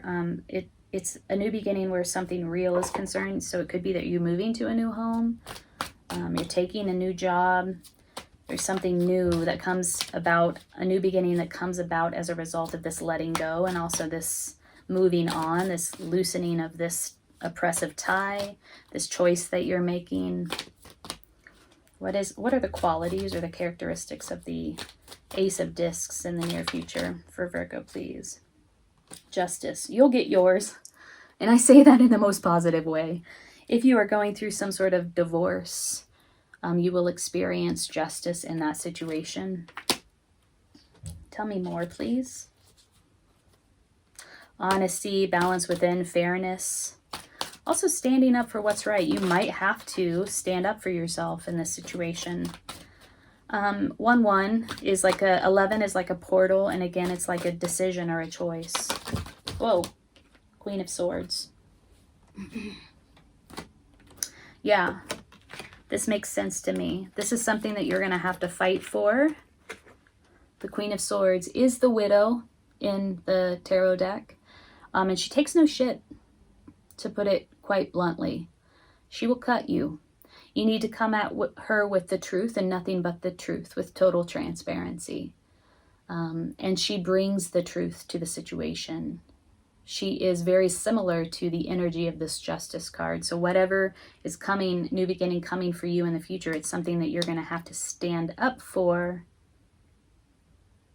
Bring all of your intellectual, analytical, logical thinking to in order to create the new beginning. All right. Let's pull a card of guidance for you as you navigate this moment in March. Card of guidance for Virgo. Oh, what's this? Snake and horse. Okay. Snake is about transmutation, transmuting one energy into another. It's very magical. Horse is about taking action, and it's about power. Wow. Okay. Let's read just a little bit since there's two cards here. We won't read the whole description, but we'll read a little bit for you.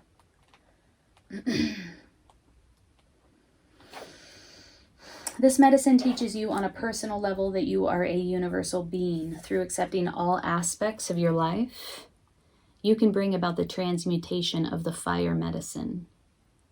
This fire energy, when functioning on the material plane, creates passion, desire, procreation, and physical vitality. On the emotional plane, it becomes ambition, creation, resolution, and dreams. On the mental plane, it becomes intellect, power, charisma, and leadership. When this snake energy reaches the spiritual plane, it becomes wisdom, understanding, wholeness, and connection. If you've chosen this symbol, there is a need within you to transmute some thought, action, or desire. And I think it's a desire because look what we have here.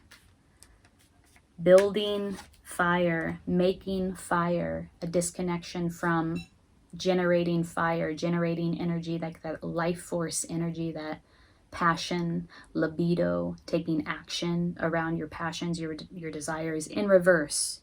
And this is in the position of your heart.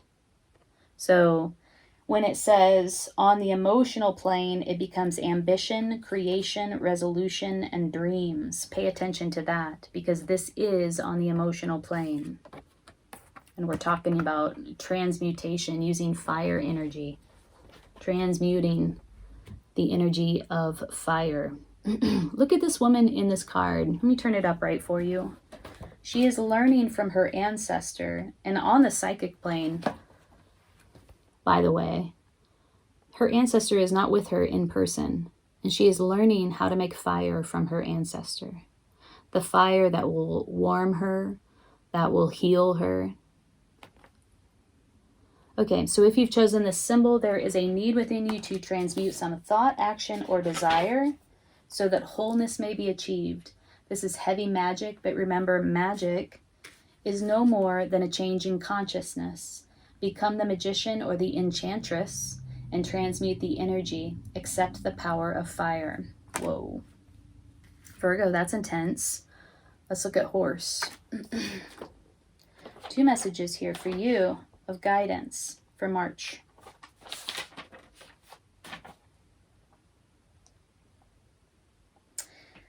In understanding the power of horse, you may see how to strive for a balanced medicine shield. True power is wisdom found in remembering your total journey. Wisdom comes from remembering pathways you've walked in another person's moccasins. Compassion, caring, teaching, loving, and sharing your gifts, talents, and abilities are the gateways to power. Stealing horses is stealing power was a statement made frequently in historical Native America and a reference to the esteemed role which horse played in the native cultures. Horse is physical power and unearthly power.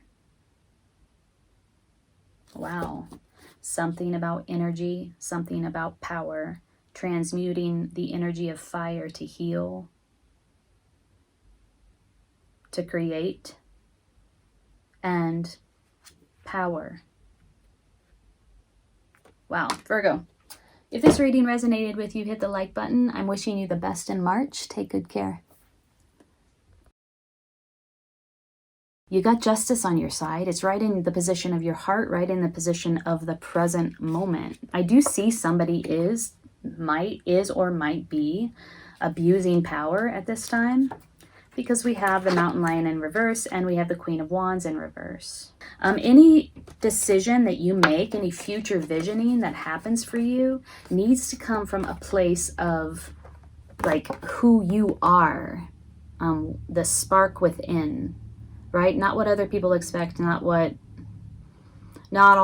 external expectations that you've internalized, but like your true quintessential self, your true quintessential energy needs to be guiding these future visionings. There will be a decision that needs to be made. You have to let go of one or the other. You can't have both. You can't hang on to both. Hey Libra, welcome to your general tarot reading for March 2021. Thank you so much for joining me. If it's your first time here, my name's Amanda. I'm at Luna Sync Tarot. If you're returning, thanks so much for coming back and thank you for your support. If this reading resonates, hit the like button and consider subscribing to my channel. If you are interested in a personal reading, there is information for that below in the description box. So I have been shuffling your cards off camera. Let's give it one last shuffle and let's sync up. Okay, so here in the position of your heart and also the present moment is the Four of Swords. Ooh, cleansing, chakra attunement, chakra alignment, creating a sacred space so that you can do this work. This is in your heart, also in your present moment. In the position of your mind, what you think about it all, we have the Ace of Discs. This is a brand new beginning. Maybe you've moved to a new home. Maybe you have a new baby. It's something real, something tangible, something you can see, touch, taste, feel, coming into your reality. It's also on your mind. It's what you're thinking about right now. Could be a new job. In the position of your foundation and also the position of your body, we have the Priestess of Swords. Beautiful. Long-term vision, thinking about the future. You know, really casting your vision out far into the future with clarity. Look at this crystalline energy surrounding this Priestess of Swords. This is also in the traditional Ryder Waite deck, the Queen of Swords, and she is the widow. She synthesizes information, right? She has a tremendous amount of decisiveness about her, and she expects the truth. So there's a lot of truth and clarity, a lot of clarity around information. Okay, so in the recent past, we have the Eight of Discs. Doing work inside of a community of others or with others. All of these women are focusing on their individual craft, but they're working together. And so this is like a commitment, a dedication to work in some way. And it is work with others, though each person brings their own unique talent and skill to the craft. In the near future, we have the Hanged One in reverse. So there may be some sort of block or resistance to taking a time out to gain perspective, to gain illumination. When the Hanged One is in reverse, it always reminds me of like somebody who's very busy, who's working hard, and is reluctant to take a break from the work in order to get the needed clarity. Because, you know, sometimes working has its own momentum. And you get caught up in it, and it's difficult to take a break. But that's coming for you in the near future, a need for you to take a time out, get a new perspective. Yeah, I see that though. This progression from past to future, this dedicated work in the recent past, this taking a time out to do some sort of alignment, cleansing or alignment, some sort of chakra attunement, and this time out for a shift in perspective is all in your past to future progression. So you're thinking about the future. In your foundation, there is like this long vision. You're thinking about the future. And this is clairvoyance in some way. It's like you've already envisioned what your future has in store for you. Wow. Okay, that's in your foundation, also in the position of your body. And then what's on your mind is this brand new beginning, where it comes to manifesting something real. The suit of discs is all about the real things that are tangible and practical. So this is on your mind. Let's clarify, Libra. What is this brand new beginning on your mind? More details about that, please. This is for Libra for March 2021. Oh, okay. Well, a whole chunk popped up here. So I'm just going to show you the first card that popped up, anxiety. You might have experienced some anxiety about this new beginning, mental anxiety, insomnia, sleepless nights, concern and worry. Tell me more about this new beginning. And I would like 1 or 2 cards, 3 at the most, please.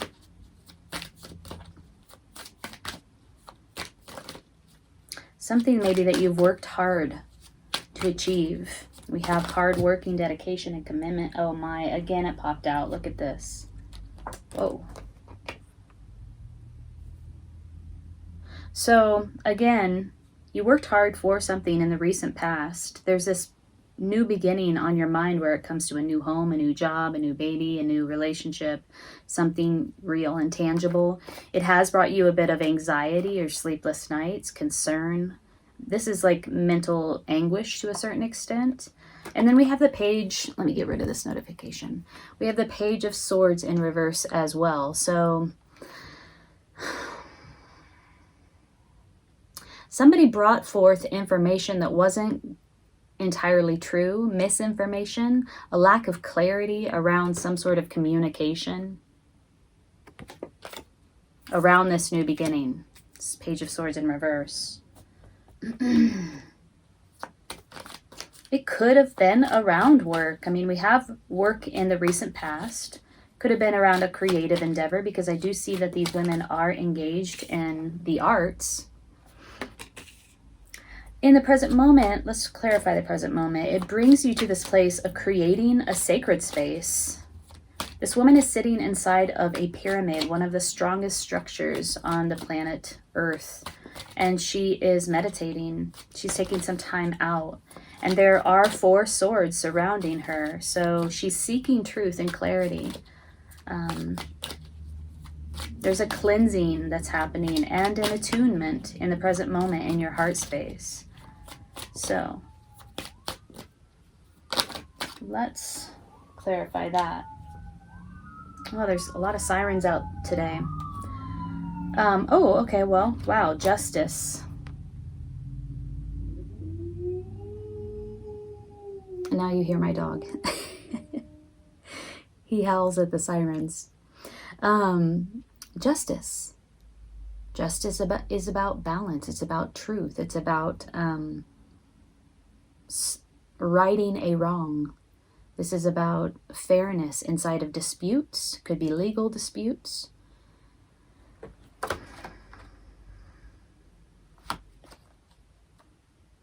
This is what you need and you want. You want truth.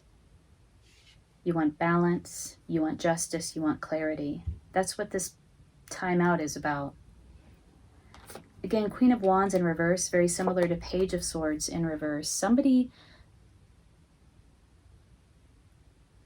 that I wouldn't want to tangle with. Queen of Wands in reverse is very calculating, very manipulative, coming with unwise use of energy.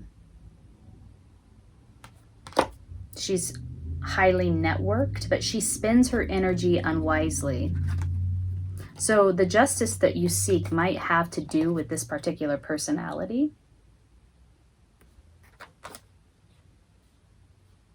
You definitely feel like you need a cleansing in the present moment and a timeout. So then what is the shift in perspective that is sort of blocked in the near future? We have the Magician and we have the Six of Swords. A lot of swords energy in this reading, Libra. Well, you know, this is your card, right? Justice. It could just mean The fact that this is your card, Libra, it could be that in the present moment you are seeking to get back into your own energy. I mean, that is very clearly what this woman is doing. After being thrown off of your game or your energy by a Queen of Wands in reverse type energy. Moving forward after a difficult time, after a difficult conflict, moving into calmer waters, but there is still an air of grief and mourning shrouding you. This is all clarifying the Hanged One in reverse. There's a resistance to a new perspective in some way. You have all the tools, energy, and resources that you need to manifest something into reality. This is future vision. This is a brand new beginning in the physical, in the 3D realm. The shift in perspective, allow it to come in. Embrace it, because it will lend to your ability to manifest the thing that is on your mind. This new beginning. And it's time to move on, even though you may be mourning. Oh God, I hate this card. I mean, I don't hate it, but like when I look at it, I feel sorrow. I feel the darkness of grief and depression. I've been there.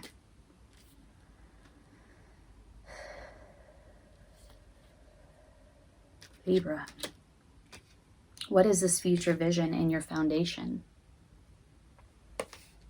What is this about? Let's switch decks. What are the qualities of this future vision? We have so much Swords energy here. Justice, Page of Swords, Nine of Swords, Priestess of Swords, Six of Swords, Four of Swords, truth, clarity, communication, justice, decisions, judgments, decisiveness, information. What is the Priestess of Swords about in the foundation, please?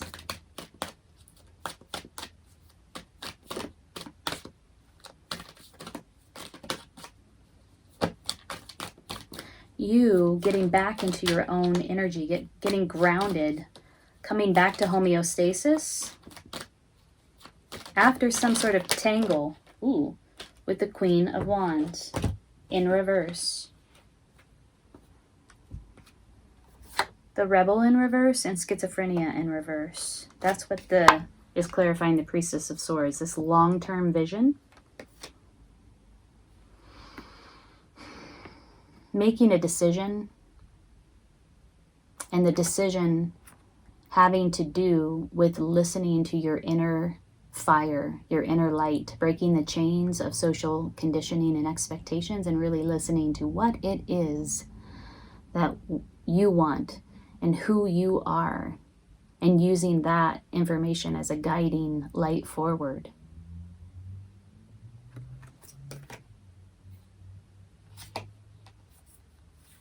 Whatever you envision for your future, there will be things that you need to let go of. And that's a decision that you'll need to make. And whatever vision you put out there needs to come from like the essential spark within you. And that needs to be the organizing principle. That needs to be the guiding principle, the information that guides you in this future visioning. Not what other people think, not what other people expect. What you want, how you feel. What is true to you. What is true to your essential nature. Okay? Let's pull a card of guidance for you as you navigate this in March.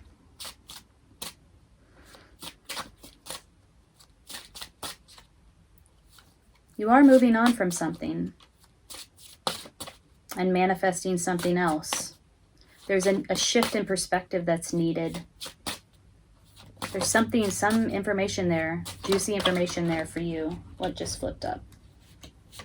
Ooh, Mountain Lion in reverse. Let's read about Mountain Lion. This is about leadership, but in the contrary, I'm not so familiar with the meaning, so let's get in there.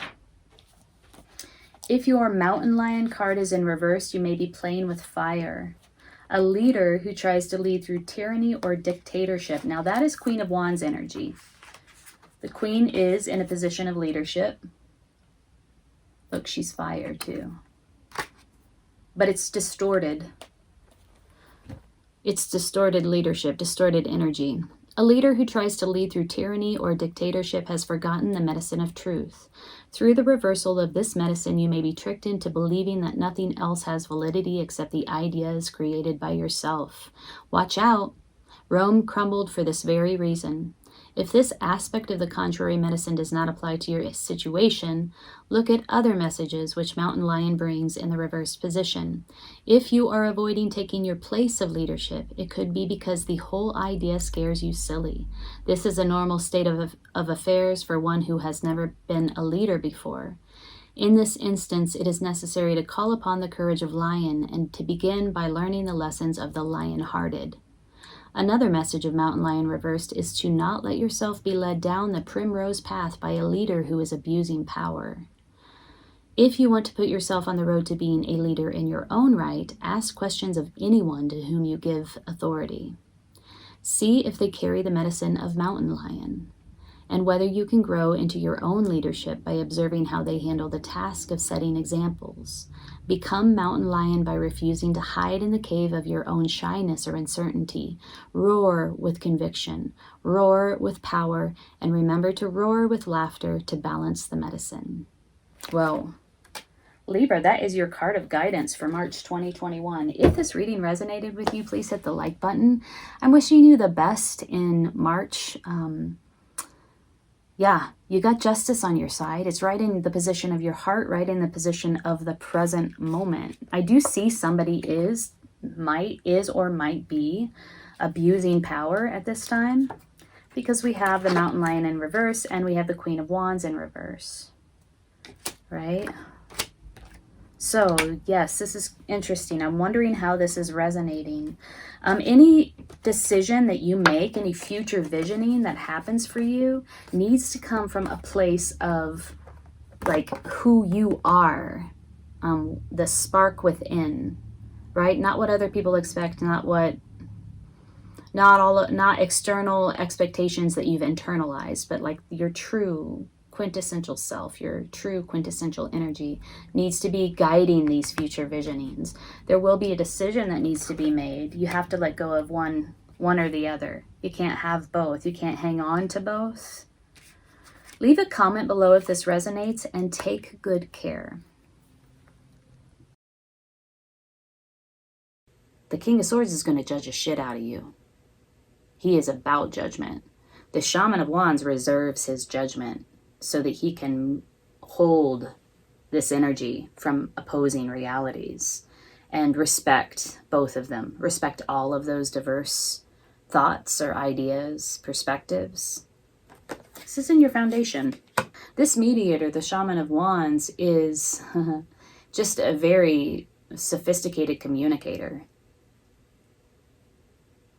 You ever met somebody who's able to entertain a lot of diverse ideas, even ideas or thoughts that are counter to their own in dramatic or extreme ways? And they entertain these ideas and they hold space for these ideas in a very diplomatic way and also one without judgment. That's what the Shaman of Wands is. It's like two opposing realities. Hey Scorpio, welcome to your general tarot reading for March 2021. Spring is approaching. Hope you all are doing well. If it's your first time here, thanks for stopping by. My name is Amanda. I'm at Lunacy Tarot. If you're returning, thanks for coming back. Thank you so much for your support. I really appreciate you. If this reading resonates, hit the like button and consider subscribing to my channel if you haven't already. If you're interested in a personal reading, there is a link below in the description box.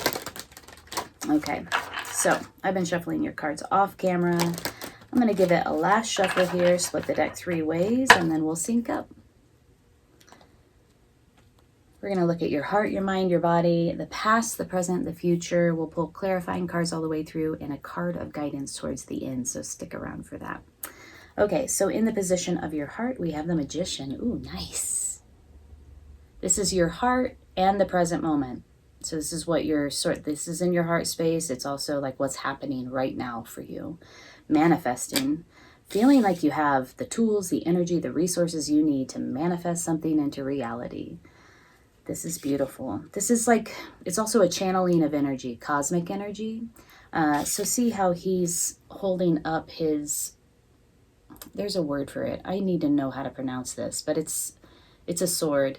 He's capturing this bolt of lightning, this current of energy, and he's channeling it through the sword, through his body, and into the ground. So he's basically grounding cosmic energy.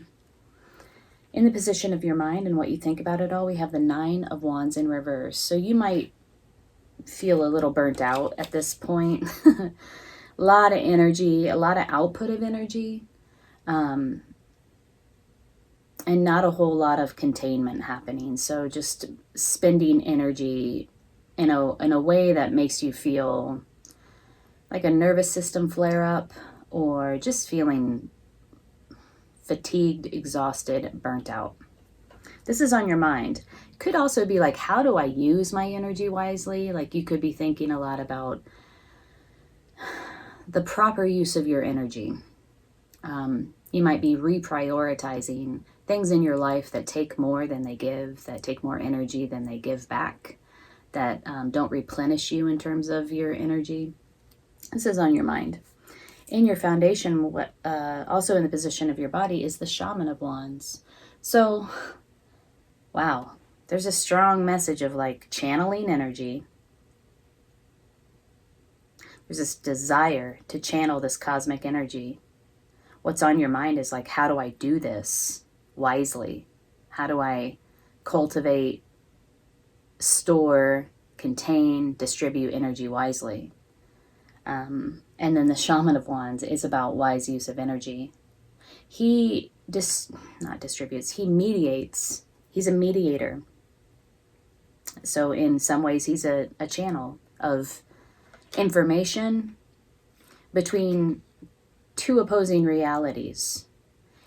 In the story of this card in the Mother Peace deck, he was mediating between the matriarchy and the patriarchy at a very critical time of conflict between the 2 opposing realities. And he was a friend to the matriarchy, and he was part of the patriarchy, and he was able to channel or receive information from both sides and help to cultivate understanding and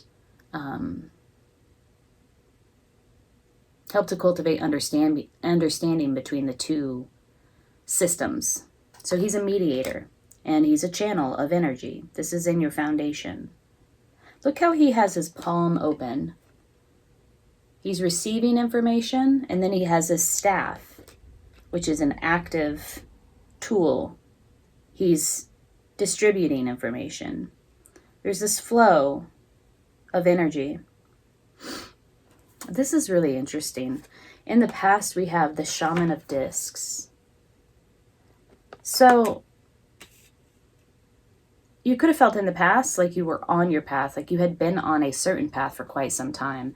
The Shaman of Discs is somebody who has a great deal of experience behind them. They've been on this path for a while. They know every rock on this path. Their footing is very sure on this path. It could be that you're manifesting a new path.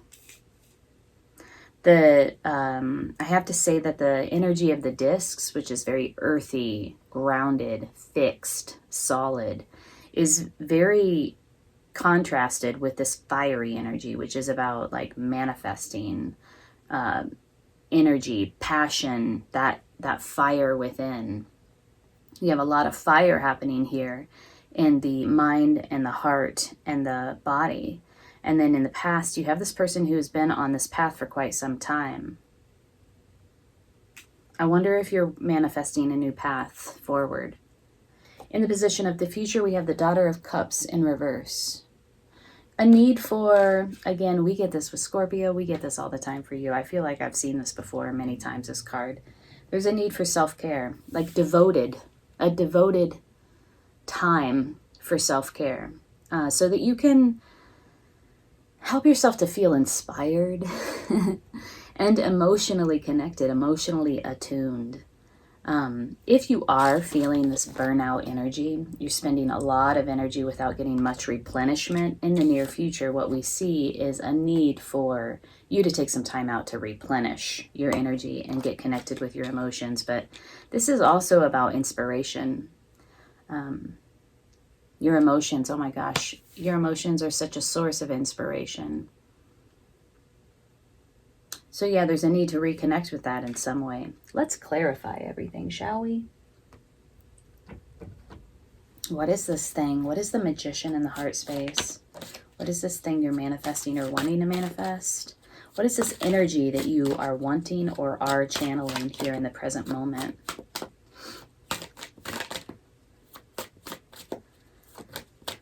Yeah, I keep thinking about inspiration. I'm looking at the Shaman of Discs and the Daughter of Cups. They're two very different types of personalities. The Shaman has seen it all.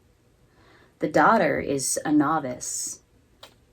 Oh, healing. There's something here in the way of like you blocked healing. Like you don't, like there's some healing that wants to come through. Look at how similar this is. Whoa. They're both in the reverse. Look at how she is dipping her foot in the water. I wonder if this was intentional on the part of the illustrator for the Mother Peace deck, because these cards are so similar, but they're different cards. The daughter here is immersed in this grotto, this waterfall grotto, where she's just taking some time out to reconnect with, you know, all of those good things. Look how similar. This is the near future and this is the present moment. But they're both in the reverse. There's some sort of healing that you're wanting to manifest that is not coming through at this moment.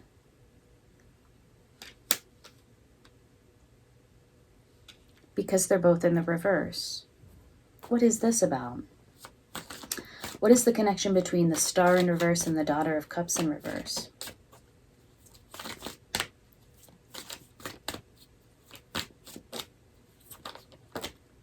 Page of Wands just kind of flipped up. Getting connected with your passion, learning about something, an apprentice, the communication around your passion. What is the connection between the Star and the Daughter? Okay. Here we have the 10 of Wands. Yeah, Scorpio, you're overburdened. I mean, you've been on the slog, right? The energetic slog. Look, we have the 9 of Wands in reverse, and we have the 10 of Wands. You're almost there. You're almost there. This thing is ready to come through. This healing, this new, I don't know, this inspiration is ready to come through for you. But I feel this an intense amount of just fatigue and burden. It's like an energetic toll.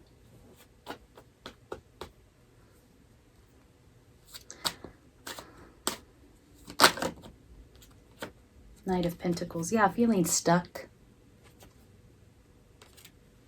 Like you can't move forward. Like so fixed. I feel like you want something different for yourself here. It's like you're in this, in the past you embody this energy, and currently as well, of routine. Like you've been on this path that's been very routine, very mundane, almost kind of, I feel almost a sense like you're bored with it. I'm looking at the Shaman of Discs here in conjunction with the surrounding cards. You feel fatigued by it, burdened by it. It's like not replenishing you. Wanting to channel and manifest something new, wanting to channel this new energy, manifest something new that feels like an emotional healing, wanting this inspiration that this novice brings in, the Daughter of Cups. Wanting to feel inspired, maybe like you used to feel inspired, maybe when you were younger.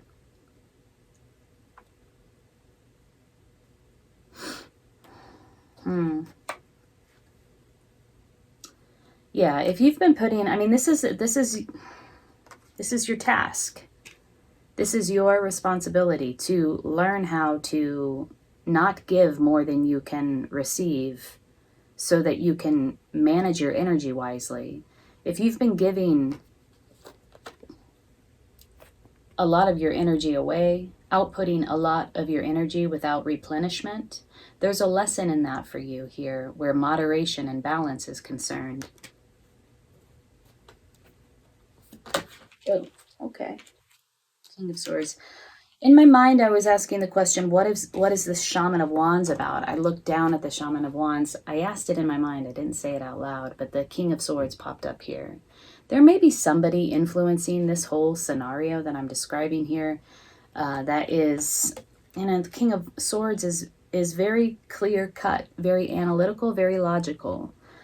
Sometimes they're in fields that are associated with the military or the government or the legal system.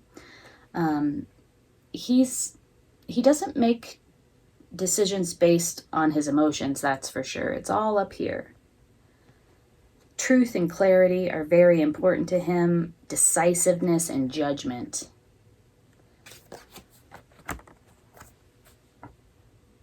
These two are very interesting, an interesting pair. I feel like the Shaman of Wands is the more, I'm going to say, sophisticated of the two, in that he's able to contain more, to like I said, he channels energy between two opposing realities, and he elevates both realities. He's a connector. The King of Swords, he has his own strengths. But his strengths are more singular in my mind. He is definitely more cut off, more removed. Like I said, he's distanced from his emotions. This mediator, the Shaman of Wands, is just a very sophisticated communicator. You ever met somebody who's able to entertain a lot of diverse ideas, even ideas or thoughts that are counter to their own in dramatic or extreme ways? And they entertain these ideas and they hold space for these ideas in a very diplomatic way, and also one without judgment. That's what the Shaman of Wands is. It's like two opposing realities. The King of Swords is going to judge a shit out of you. He is about judgment. The Shaman of Wands reserves his judgment so that he can hold this energy from opposing realities and respect both of them. Respect all of those diverse thoughts or ideas, perspectives. This is in your foundation.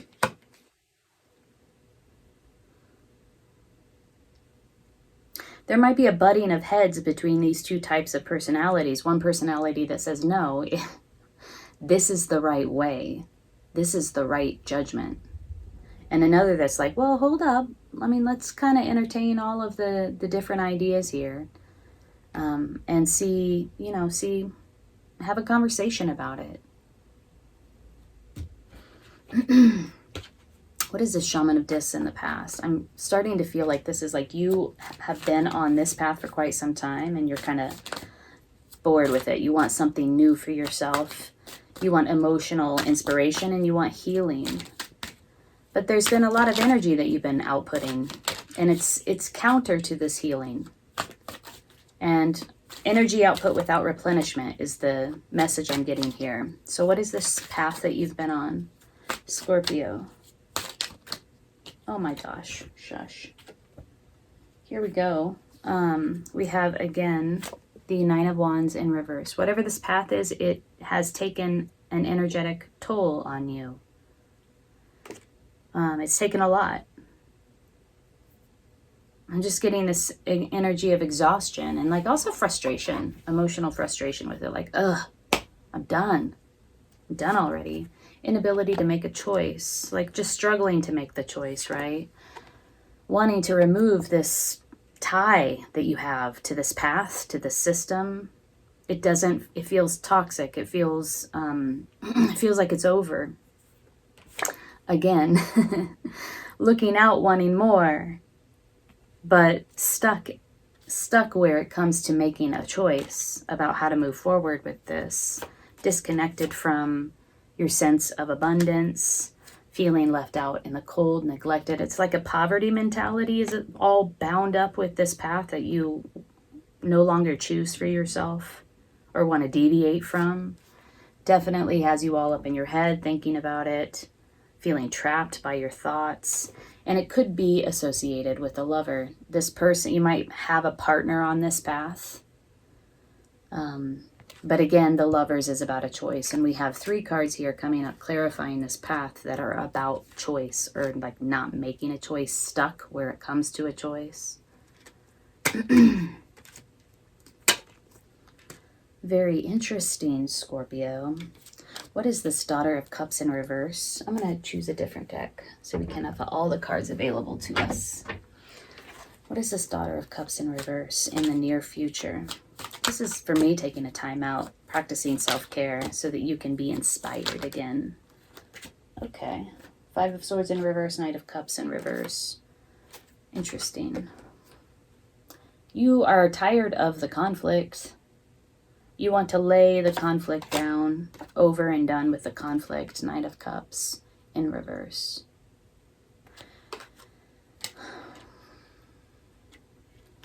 Knight of Cups is very similar to the Daughter of Cups in reverse. The Knight is about taking action around your emotions. Honey, what is going on here? In the near future, there's a need for inspiration and there's a need for a timeout so that you can get connected with your emotions and be inspired again. But there's an inability to act on it. Why? What is going on? We have the Knight of Pentacles in reverse. We have the Knight of Cups in reverse. Knight of Pentacles is also clarifying the Daughter of Cups in reverse. No action. No action coming in the near future where it comes to your emotions. Not acting on your emotions. Wanting to avoid conflict.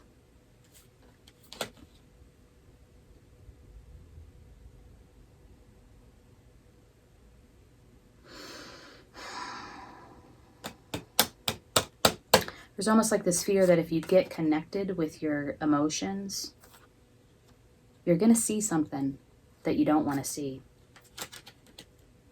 If you take time out for yourself, you're going to have to deal with a certain reality that maybe you don't want to deal with at this moment.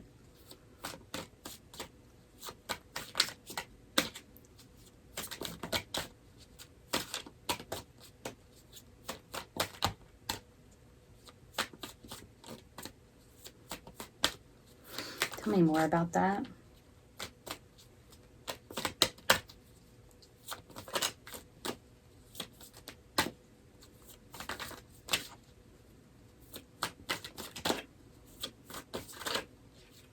It's like you want to manifest something new, but there's work to be done on the healing front. Okay, so listen, if you continue to avoid your emotions on this, the universe is going to step in with the Tower moment to bring you face to face with it. So you get to decide, Scorpio. Will you take some time out to connect with your emotions, to get inspired, to facilitate this healing process, to come face to face with maybe something that you don't want to see? Or will you allow the universe to step in and bring you this sudden, shocking Tower moment where everything falls to the ground and you have to face it? It's up to you.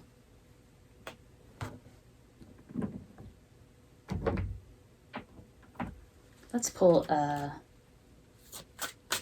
message of guidance for you. This looks pretty intense, but Scorpio, I swear to God, you are always intense. Your readings are always like deep and intense. What it must be like to be you. Turkey.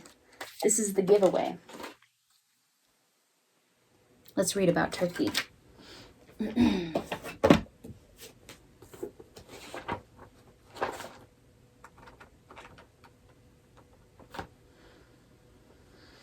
Turkey is actually thought to be the giveaway eagle. Interesting.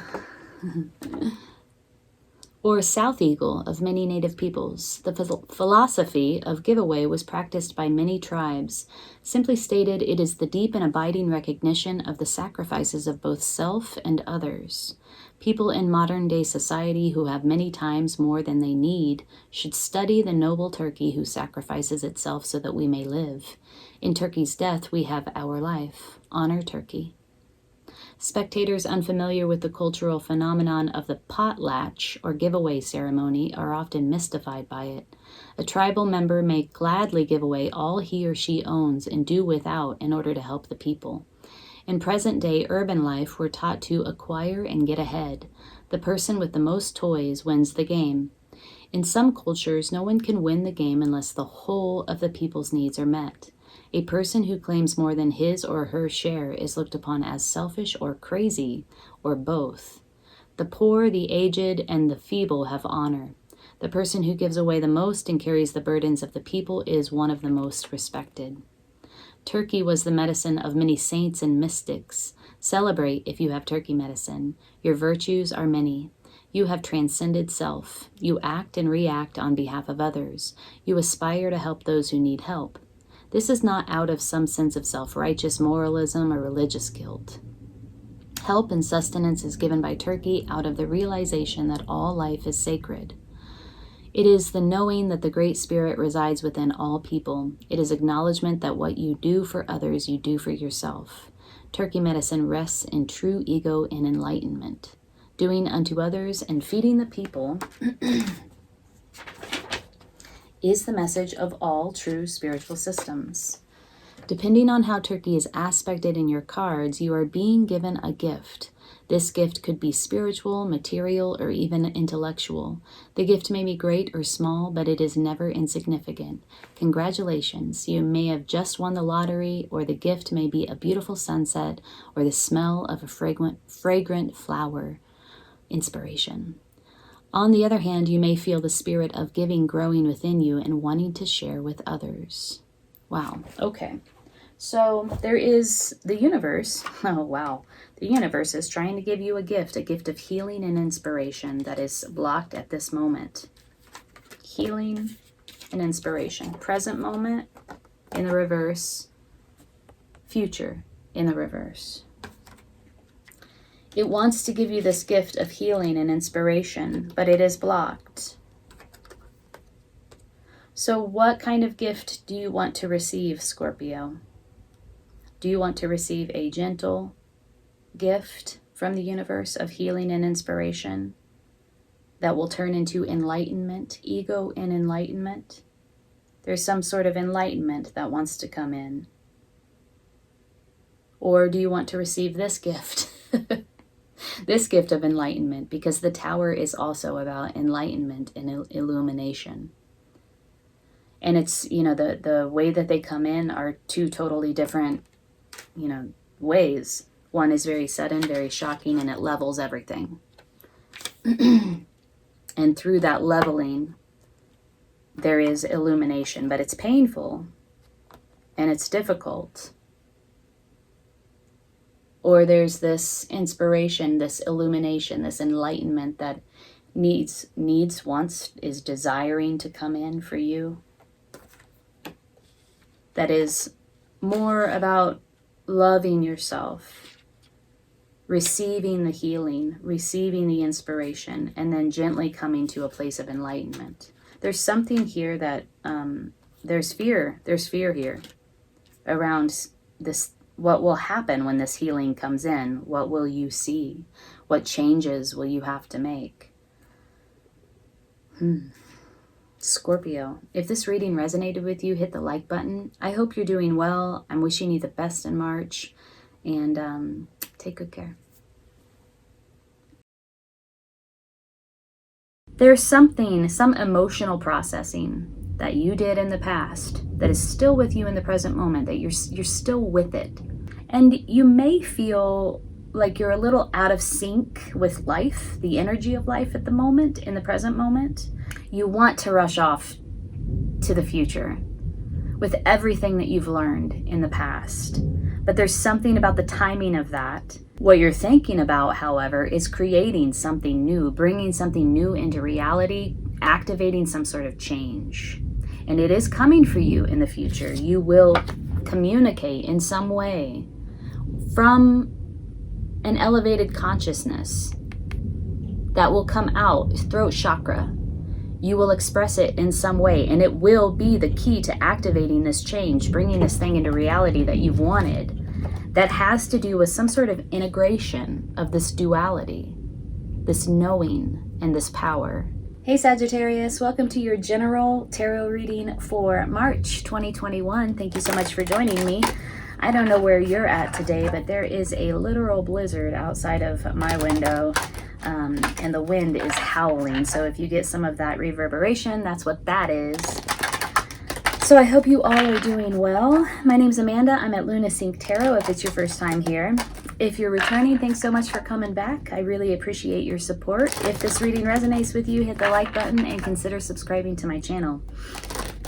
If you're interested in a personal reading, I'm doing those at this time, and the link is below in the description box, so check that out.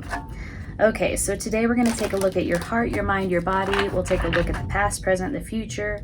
We'll pull clarifying cards all the way through, and towards the end, we'll pull a card of guidance for you.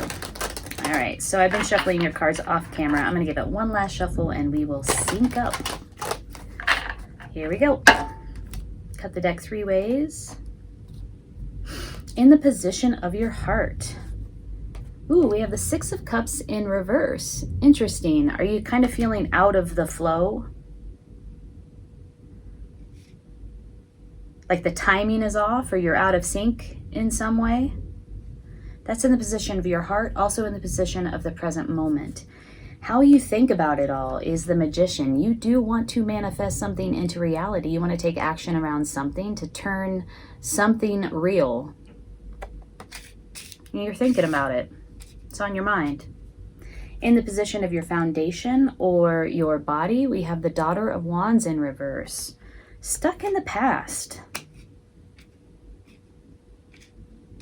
In your foundation, stuck in the past.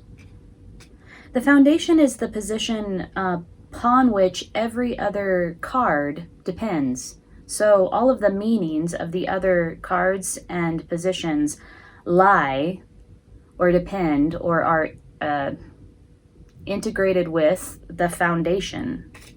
And this is stuck in the past. Okay, so in the past, we have the 4 of Cups, doing a lot of emotional processing around something. This person takes a time out to wade through the waters, to wade through their emotions. And it's a intentional timeout, it's a sacred timeout, it's a container for that work. This is in the recent past. In the present moment, we have you feeling a little out of sync with the flow, with your own energetic flow or life force with the flow. That's what I'm getting. And then in the future, we have the Shaman of Swords. Ooh, this is a powerful card for the near future. there's something that gets unstuck in terms of your voice and how you use your voice to create change.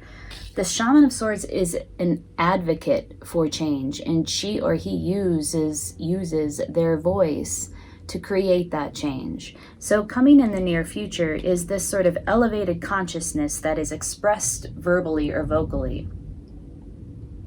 And it's not inconsequential communication. It is significant communication, advocating for change in some way, significant change. All right? So on your mind, you have this idea that you want to create something, bring something into reality, take action around something, manifest something into reality. You're thinking about it, right?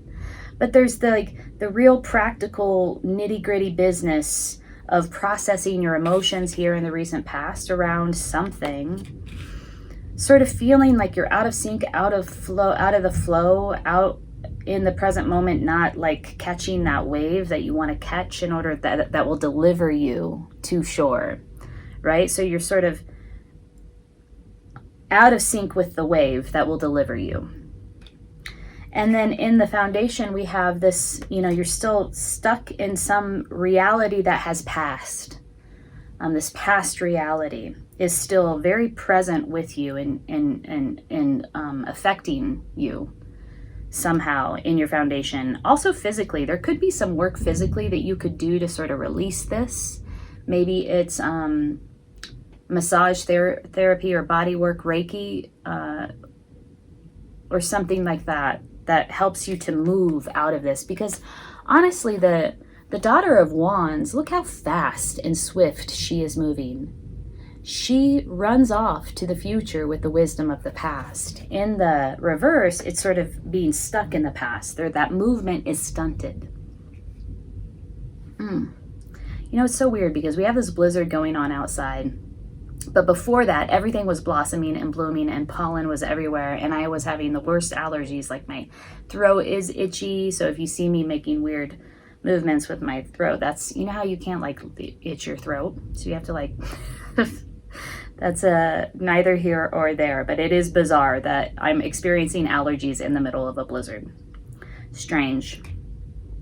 Okay, so recapping before we clarify here, Sagittarius. Feeling out of sync in the present moment, emotion has something to do with your emotions, your heart space. In the past, we have you processing emotions, wading through your emotions, creating a space for you to do that. I feel like it was very intentional, an intentional emotional processing. On your mind is like, I want to make this thing happen. Magician energy. And your foundation is stuck in the past, still dealing with the residue, emotional residue of the past, some sort of past situation. And in the future, we have this elevated consciousness, finally vocalizing what it is that you need to say in order to create change. And it's significant change. It's advocating for some significant change. So let's clarify.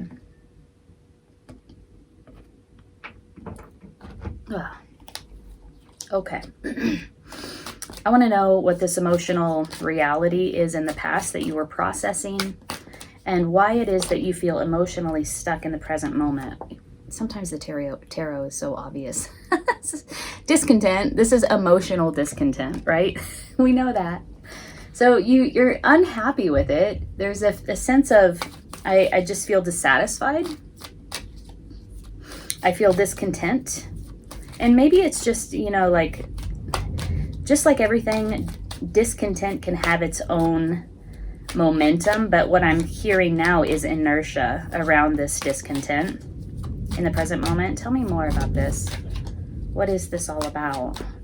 And also, let's just pull the Daughter of Wands in reverse into this clarification as well, because that is a stuck in the past. Strength in reverse. This could mean so many different things, Sagittarius. Feeling like you don't have the strength, the emotional strength to overcome this. It could be something subconscious, some subconscious emotion got out of control and sort of ran amok and wreaked some havoc in your life. But I do get a sense of like the emotions feeling out of your control. Excuse me, get rid of that notification. Not being quite in control of your emotions, or in control almost doesn't even sound like the right word, because what I'm getting here is a stuckness. I'm getting out of sync and a stuckness. A discontent and a feeling like a lack of emotional strength or a lack of courage. Tell me just a little bit more. We'll pull one or two more cards on this emotional stuckness, out of syncness, emotional processing situation that seems to be in the past, also in the present moment, in your foundation and in your body. Two more cards exactly. Somebody might have said something pretty harsh or made a very clear-cut, decisive decision. Clear-cut decision that felt very cold, detached from emotion, and divorce is what I'm hearing. Whether that be like a literal divorce between two people or just it divorced you. It was a divorce. And then we have the wounded warrior, wounded healer. Feeling very skeptical, guarded. This is a person who has had so much of this type of experience in their life that this is the place from which they navigate now. This is the place that motivates every action, every word. This is the motivator. And look at this. This person is wounded. They're guarded. They're skeptical. They're doubtful. Okay, so this emotional processing, there's a stuckness, there's an out of syncness, there's a feeling of lack of emotional strength or emotional courage and dissatisfaction, not feeling satisfied emotionally. Somebody made some sort of decision, said something, could have felt very harsh. Divorce, and also a wounded warrior, wounded healer, like a guardedness, a doubtfulness, skeptical, very guarded. Okay. What is this thing that you want to create change around? Like you want to bring some sort of change into reality. It's on your mind. You're thinking about it. And this person uses their voice to create that change, to advocate for that change. So what is this change, Sagittarius, that you are thinking about and that's coming for you in the near future? And also very dependent on your voice, on the words that you say, on the words that you speak, on how you communicate. Now, the Shaman of Swords speaks from an elevated consciousness. Let me turn those over. Those were flipped. They can see, you see in this card here, there's a kite, a bird on top of this ladder. And this kite can see, it represents that holistic picture, being able to see everything below you, all of the pieces. So it is an elevated consciousness, an elevated understanding, and that's what they're communicating. Okay, so what came out here was the Eight of Swords in reverse. It's like getting a hold of your anxiety. There's something about using your voice in this way that will allow you to release yourself from this mental prison or emotional prison, as we've seen play out here from past to present. Tell me more about this thing that Sagittarius is creating. Hold on.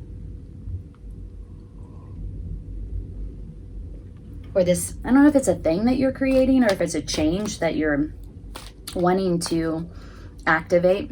That's what it feels like to me.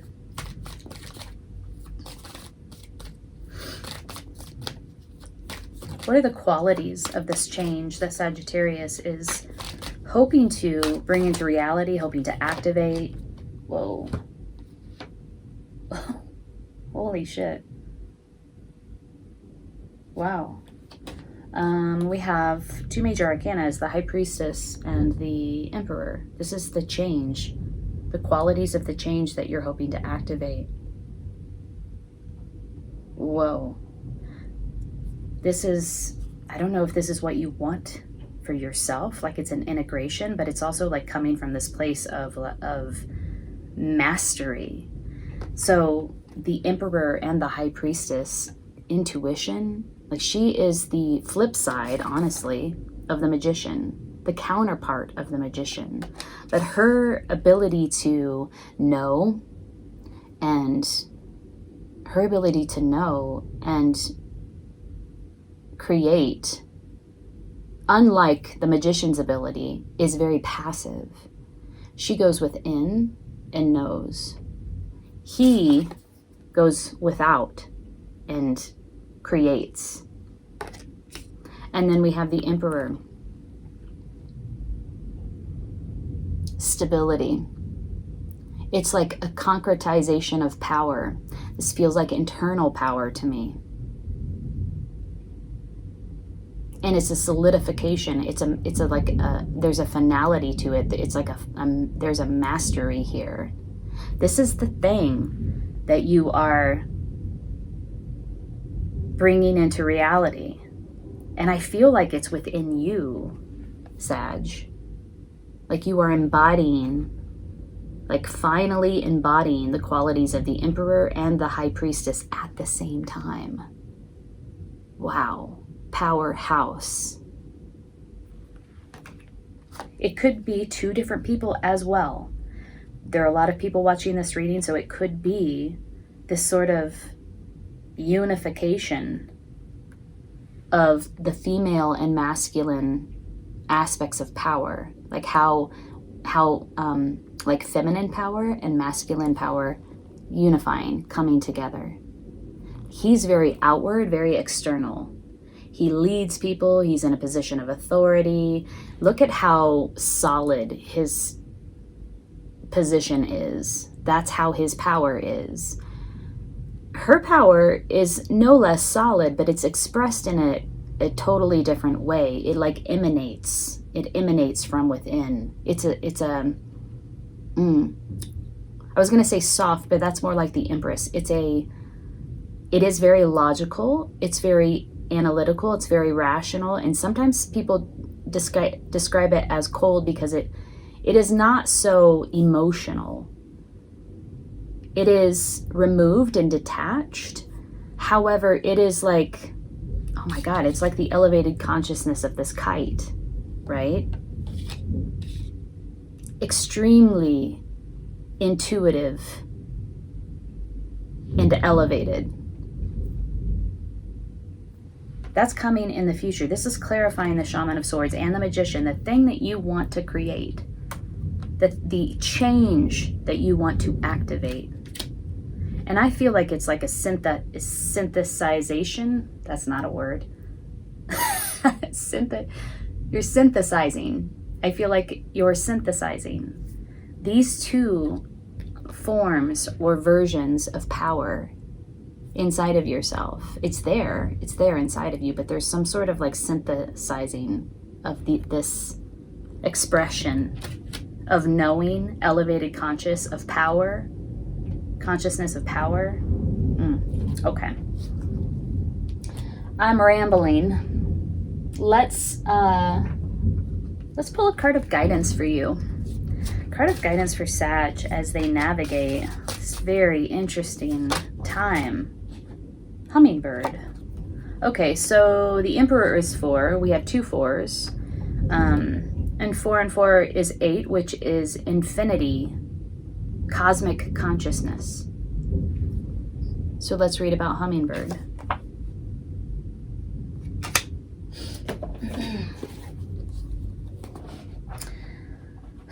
Sag, if this reading is resonating with you, hit the like button so that other people can see it just as well.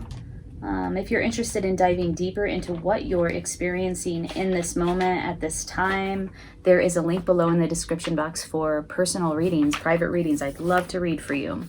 So this is about joy.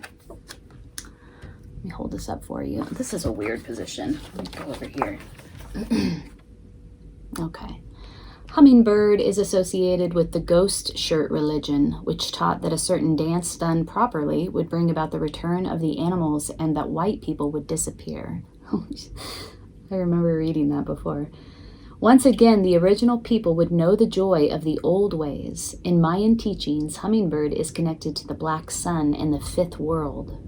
Hummingbird can give us the medicine to solve the riddle of the contradiction of duality. Ooh, yes! That is the word I think that I was looking for when I was trying to express the different versions, the duality of this knowing, of this power. Masculine and feminine expressions of power, and that the duality that represents.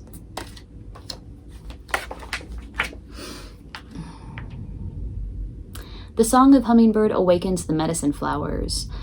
Hummer sings a vibration of pure joy. Flowers love Hummingbird because nectar sucking brings about the reproduction of their families. Plants flower and live because of Hummingbird. Because of their magical qualities, hummingbird feathers have been used for a millennium in the making of love charms. It's said that hummingbird conjures love as no other medicine does, and that hummingbird feathers open the heart. Without an open heart and loving heart, you can never taste the nectar and pure bliss of life. To brother and sister hummingbird, life is a wonderland of delight, darting from one beautiful flower to another, tasting the essences and radiating the colors. If hummingbird is your personal medicine, you love life and its joys. Now that is a perfect Sagittarian quality. Yes, your presence brings joy to others. You join people together in relationships which bring out the best in them. You know instinctively where beauty abides, and near or far you journey to your ideal. You move comfortably within a beautiful environment and help others taste the succulent nectar of life. What else? Hummingbird holds the bow of beauty, which is delicately inlaid with gold and silver flowers, pearls, and precious jewels. Hummingbird disdains ugliness or harshness and quickly flies away from discord or disharmony. If Hummingbird has flown into your cards, get ready to laugh musically and enjoy Creator's many gifts. Drop your judgmental attitude and relax. Hummingbird will no doubt give you a flash of the spirit darting here, there, and everywhere. Get ready for a strange new burst of energy which may send your senses reeling. That's beautiful. Follow Sister Hummingbird and you will soon be filled with paroxysms of joy and experience a renewal of the magic of living. Oh shit, it's coming for you, Sag. So there's something, excuse me, my shoulders are itching. But I don't want to use that word because it feels like there's a lot of baggage around that, and there's a negative connotation around stuck. But you're just still with it. And you may feel like you're a little out of sync with life, the energy of life at the moment, in the present moment. 6 of Cups in reverse. You want to rush off to the future with everything that you've learned in the past. But there's something about the timing of that. You're still with this thing that you've been processing, this emotional processing, this wading through the waters of your emotions. What you're thinking about, however, is creating something new, bringing something new into reality, activating some sort of change. And it is coming for you in the future. You will communicate in some way from an elevated consciousness that will come out, throat chakra. You will express it in some way, and it will be the key to activating this change, bringing this thing into reality that you've wanted. That has to do with some sort of integration of this duality, this knowing and this power. Yourself as, how you understand your own masculine aspect and how that masculine aspect expresses power, and how you understand your feminine aspect and how that feminine aspect expresses power. There's some integration that's happening here. That's what this change is about. That's what this thing that you're trying to bring into reality is about. And hummingbird is like your totem, Sag. It's all about joy and expressions of love and bringing people together in relationship and loving life and experiencing life, which is what you do naturally. And there's something about activating this change, integrating this feminine and masculine power within yourself that just provides you with more of this, just more of this expression of joy, an experience of joy, experience of life as joyful. And it's perfect this spring is coming, because reading this description reminds me of spring, getting out and about and experiencing life, hanging out with other people, all the fun that brings. So, whoops. Sag, I hope you enjoyed that reading. If you did, hit the like button. I'm wishing you the best March. I'm wishing you the best spring. Take good care. It was about the equal give and take of energy, knowing your worth. It had something to do with knowing your value, knowing your worth, not giving more than you receive, and where your role is, where your responsibility is in that dynamic of give and take. If you are a giver, somebody who gives and gives and gives, this is becoming aware of that and interrupting that so that you can assume an appropriate role or responsibility inside of that flow, opening up yourself to receive. This has to do with righting some sort of imbalance, this thing that you went through in the past, like really coming to understand where your place is in that. Something about compromise, and I really feel like it has to do with compromising yourself and refusing, or like just coming to terms with, or becoming more aware about the compromises that you make when that is imbalanced. Capricorn, welcome to your general tarot reading for March 2021. Wow, we're already in spring. So today we're going to take a look at your heart, your mind, your body. We'll take a look at the past, the present, and the future. We'll pull a few cards of guidance, and we'll clarify all the way through, of course. If this reading resonates with you, please do hit the like button so that it can circulate amongst others. And if you haven't already, consider subscribing to my channel. Really supports my channel to gain more visibility. So thank you so much. I appreciate you. If you're interested in a personal reading, I'm doing those right now, and there is a link below in the description box, so check that out. All right. Let's split the deck 3 ways and let's sync up. In the position of your heart, we have the Ace of Discs. Wow, beautiful. Something brand new, and it's tangible. It's real. It's in the 3D. It's like a home or a job or a car or like something, like you can see, taste, touch, hear. In the position of your mind, we have the Hanged One, and it's in the reverse. So it's kind of like a unwillingness to surrender, unwillingness to take a time out. You might be very busy. You might be just swamped with responsibilities. You know that you need to take a break, but you can't find the time or bring yourself to do it. Feeling overloaded by your to-do list and just, the responsibilities that plague us day in, day out. But this is a need to surrender, to take a time out so that you can gain a new perspective on something. And this new perspective is going to be essential in some way to you.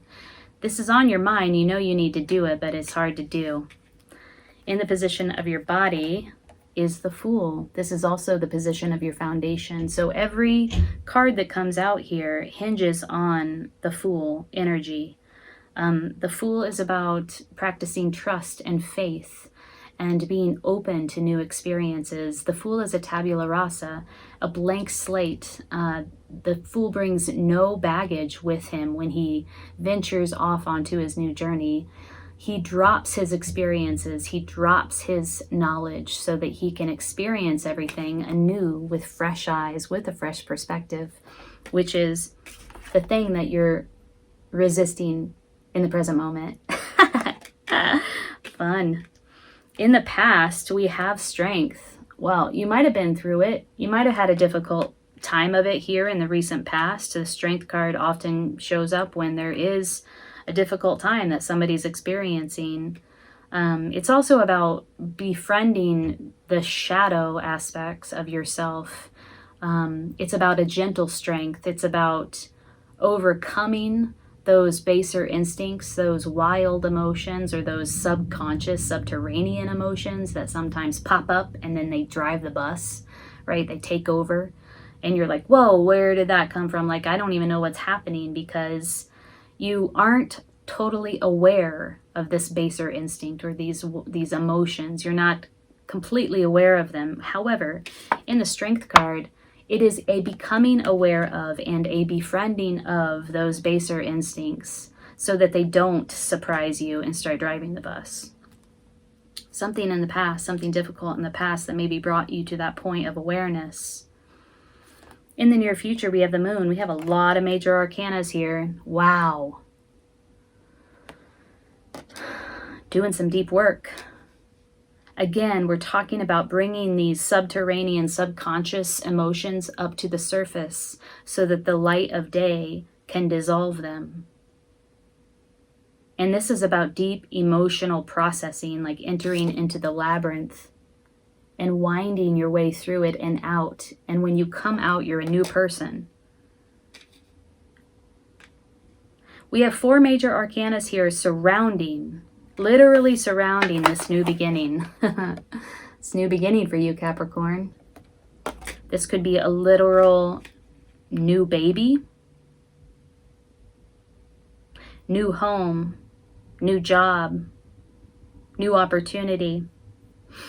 The baby is holding the magician's cheetah. So this could be the magician in his infancy. The magician is a powerful manifester. Energy channels through the magician. He grounds that energy, and it's through that process of channeling that energy that he's able to manifest the things that he wants into existence.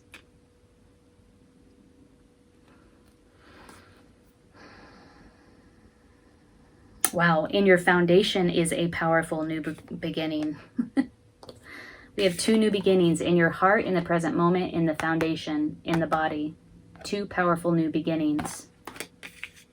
Capricorn, something difficult in the past that brought you face to face with some shadow aspects of yourself, and you overcame them, or you befriended them with a gentle strength. And then in the future, we have, again, this surfacing of the darker aspects, your darker emotional self, darker emotions, those more difficult emotions, those more subconscious, unconscious emotions, a surfacing of them in the future. There's a need for a timeout, a need for a break, a need for some sort of suspension so that you can assume a different perspective on all of this. And that's in the position of your mind. Wow. What is this about? What is the Strength card about? What did you go through in the past that brought you face to face with some of your shadow aspects? It was a moment of strength for you. It taught you something about your own inner strength. It taught you something about your own abilities. It made you stronger. But what was it about? Recent past. Clarify the Strength card, please. Compromise in reverse. It was about the equal give and take of energy.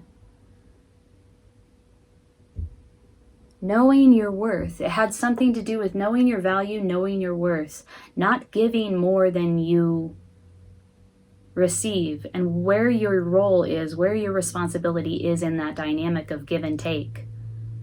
If you are a giver, somebody who gives and gives and gives, this is becoming aware of that and interrupting that so that you can assume an appropriate role or responsibility inside of that flow. Opening up yourself to receive, giving and receiving. So this has to do with righting some sort of imbalance, this thing that you went through in the past, like really coming to understand where your place is in that.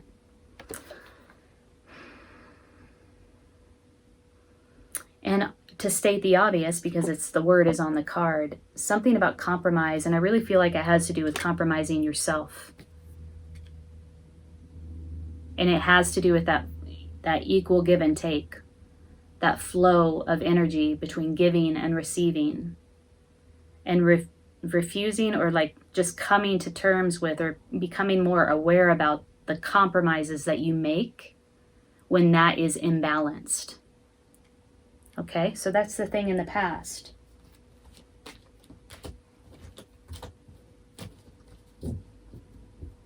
What is this new beginning in the future? Ace of Discs, not the future, the present moment. Ace of Discs in the present moment. What is this new beginning?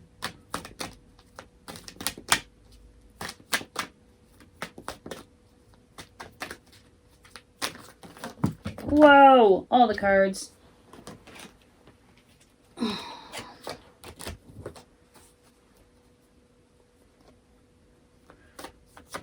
This is kind of cool. The Fool is standing on his hands with his legs in the air, and he's in your foundation. And then straight up from the Fool, in the position of your mind, we have the Hanged One, and he's hanging. Goddamn, this card comes out all the time. Totality. He's hanging, the Hanged One is hanging from his legs. Look at this. He's on his hands, he's hanging from his legs. Definitely some sort of shift in perspective needed in order to embark upon this new beginning. Okay, totality in reverse. There's something like present, like you're not completely connected to the present moment. This card wants you to be present, ever present, paying attention so that you can grasp this opportunity. This is about interdependence and how essential your presence is to this new opportunity. This is clarifying the new beginning. They want you to be present. Pay attention, be present.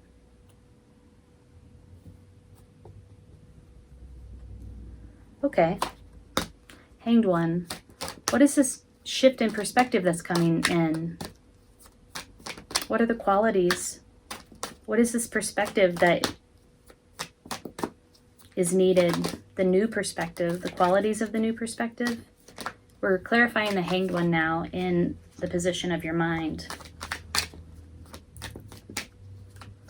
It's the Hanged One in reverse. So there's sort of a resistance to taking the time out to glean the new perspective, to assume the new perspective. I feel like you might have a lot going on. It's like you know you need to do it, but everything else takes priority. Maybe that's what this equal give and take is about in the past. This imbalance between, give and take. Giving more than you're receiving more than you're giving. I don't know where you fall inside of that balance, inside of those scales.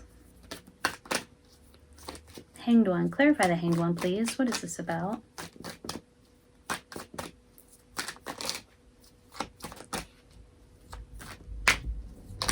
Okay.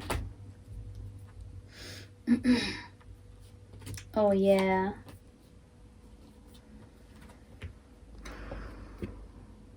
Healing in reverse. Yeah. This is just a reiteration. Look how similar the colors are as well. We have the yellows and the blues. This is about receptivity. You need to assume a posture of receptivity. You need to open up. You need to go prone for a little bit. Go quiet, go prone, open up, and receive. Something wants to come in for you. And it's a healing force. And it's a shift in perspective. What is the Fool in the Foundation? You know, the Fool is on his hands, walking on his hands. Talk about a shift in perspective, a new way of looking at things. He's surrounded by some nefarious characters. He's surrounded by a vulture and a crocodile and a tiger. Oh man, I wonder, that's not the cheetah because it's different spots, but yeah, a tiger. And he's still walking on his hands, which is a very vulnerable position. Talk about dropping everything that you know. All your fears. Because all your fears get dropped. When you drop your experiences, you know, all of those experiences that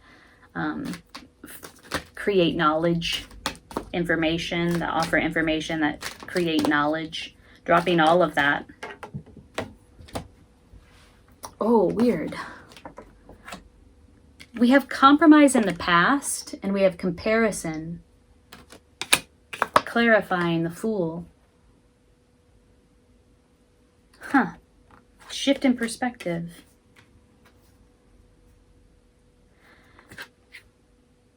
Have you been comparing yourself to someone or something? Does the shift in perspective have to do with this habit of comparison? Comparing yourself? Always coming out on the underside of that comparison? This card speaks to the fact that this is a bamboo reed and this is an oak tree. They're totally different. There's no comparison. You can't make a comparison. You know, so it's like you're doing this thing or this behavior of comparison is just a trick of the mind. It's a negative habit, making these comparisons, because there is no comparison. It makes no sense to compare yourself. Everybody has their assets, everybody has their detriments, everybody has their pros and cons, just like every situation. So the shift in perspective has to do with this habit of making comparisons and understanding, no, stop, there is no comparison. This is just a trick of the mind. Your mind is running the show. Okay, what is this Moon card about in the future? And I'm going to use a different deck here to clarify the Moon. What are the qualities of the Moon? Something comes to light. Somebody comes to the surface, or something comes to the surface here with the Moon in the future.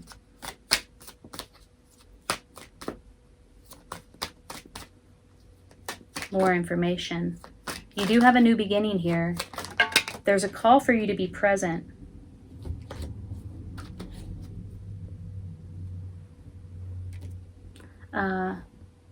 Five of Swords in reverse. What is coming to the surface?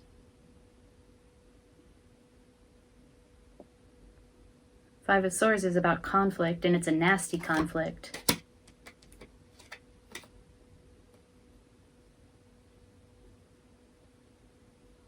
Could be dropping the swords, refusing to engage in conflict.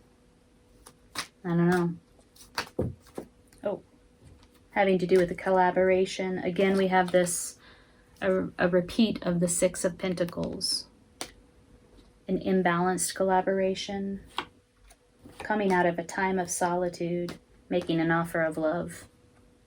An emotional offer. An emotional communication. All clarifying the Moon, something hidden.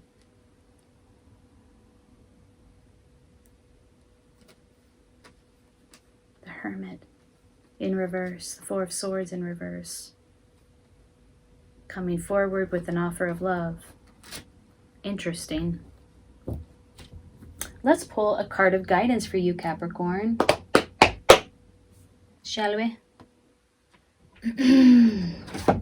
What we have here is a new beginning, twice. The Fool in your foundation. and the Ace of Pentacles in the position of your present moment in your heart. This new beginning seems to be hinging or intrinsically tied to a need for a shift in your perspective and a need for you to be ever present to it.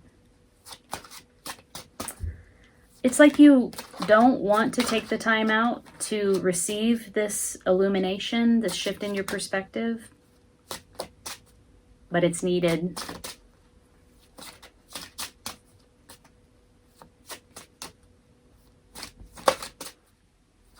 There's some lesson here that you've learned, that has to do with equal give and take. And your role in that, your part in that, your responsibility in that or to that. And the compromises that you've made around that. There's more deeper emotional processing coming for you in the future that has to do with conflict around this imbalance where it comes to give and take, where it comes to collaboration, potentially in the workplace.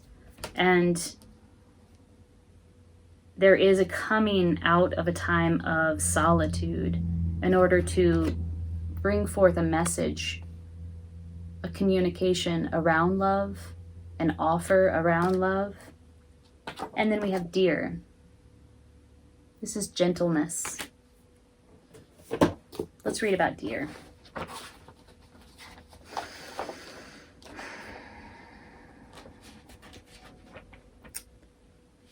This is a really interesting story.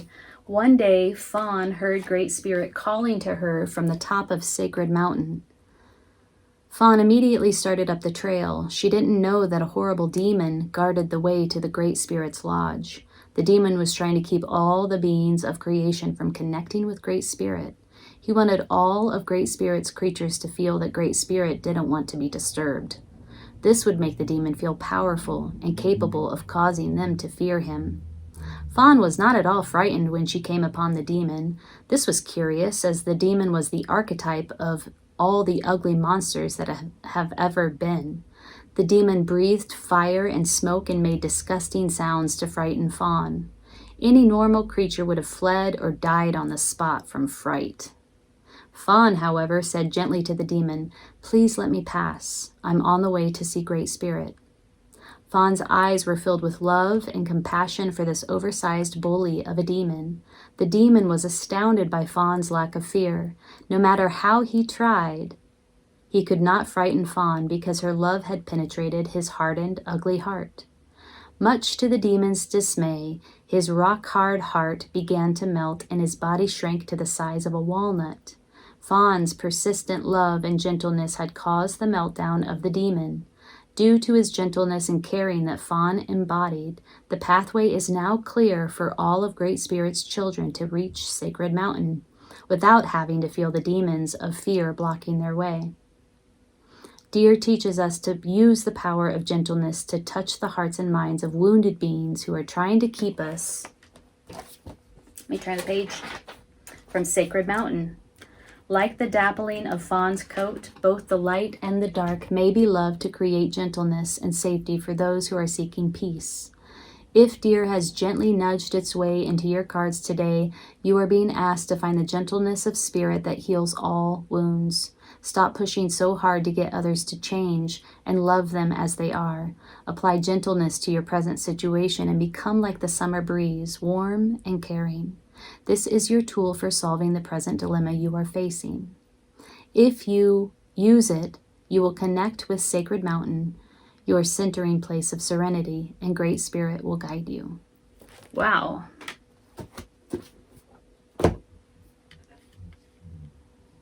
Love and compassion.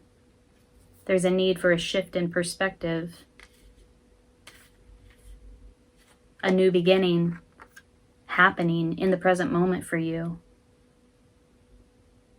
And a call to drop your fears as you embark upon this new journey. Capricorn, if that reading resonated with you, hit the like button, please. Wishing you the best in March. Take good care. Whatever this anxiety is, it has to do with this ending. And I bet it's related to this Ace of Cups in reverse in your past. You are at a crossroads, taking a time out, going within, pausing for reflection in order to get illumination and new perspective, in order to find the light to guide your way forward. There's a choice that needs to be made that you're not quite fully engaged with. Yeah, this change is happening. It's coming for you, whether you are engaged with it or not. I get the sense that you're not fully engaged in it because I think you're all up in your head. And it's a nice place to be, isn't it? Hello, Aquarius. Welcome to your reading for March 2021. Thank you so much for joining me. If it's your first time here, my name's Amanda. I'm at Luna Sync Tarot. If you're returning, thanks so much for coming back. I appreciate you. I appreciate your support. Thank you so much. If this reading resonates, hit the like button so that it can circulate amongst others, and consider subscribing to my channel. If you're interested in a personal reading, there is a link below in the description box. So I have been shuffling your cards off camera. I'm going to give it one last shuffle, and then we are going to sync up. We're going to look at your heart, your mind, your body. We'll look at your past, your present, your future. We'll pull clarifying cards all the way through, and we will pull a card of guidance towards the end. So, one last shuffle. I'm going to split the deck 3 ways. Okay, Aquarius, March 2021. What is going on for you? In the position of your heart, we have the Crone. Nice. At a crossroads, needing to make a choice about which path to choose. You have all the wisdom that you need to make this decision. This is in your heart, also in the present moment. Very wise.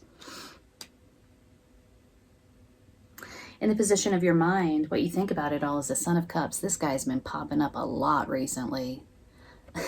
You're inspired. It's a beautiful moment of inspiration and meditation, hallucinogenics. This could be aided by hallucinogenics in some way. There is communication. It's like inspired communication. There's some sort of gestation. Something new. He sits inside of this egg.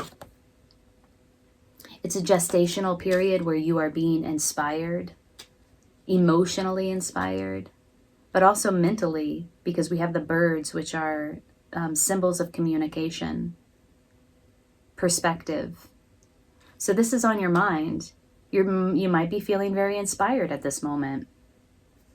And your foundation is the 5 of Discs, working out any concern or anxiety through your body, like doing those activities that really help you to release anxious thoughts or worries. She's kneading dough in this picture, but it could be anything. It could be hiking, it could be taking long walks, it could be meditating, maybe not meditating because that's not really using your body, but cooking, any sort of activity where you're engaging your physical form. In the past, we have the Ace of Cups. Interesting. Some new beginning that kind of stalled, that didn't realize itself, or maybe was unrealized. And it was a new beginning in love, a new beginning around your emotion, like a new emotional beginning. It's bringing you to this point of being at a crossroads, having to make a choice. In the near future, the High Priestess in reverse. Whoa, okay. Again, we have a choice. See how she sits between these 2 pillars? This is a portal. The 2 pillars for me represent, again, in some ways, a choice. A decision, deciding to go through or to sit at the portal, to enter into the portal. Look how similar these are. Present moment and future. She's on a path that splits. She's sitting in between these 2 pillars. There's some sort of decision to be made about whether to proceed, what direction to take, what path to take. And some sort of stalled or thwarted new beginning new emotional beginning or new beginning in love. It's bringing you to this place of contemplation. The crone very much looks like she's contemplating.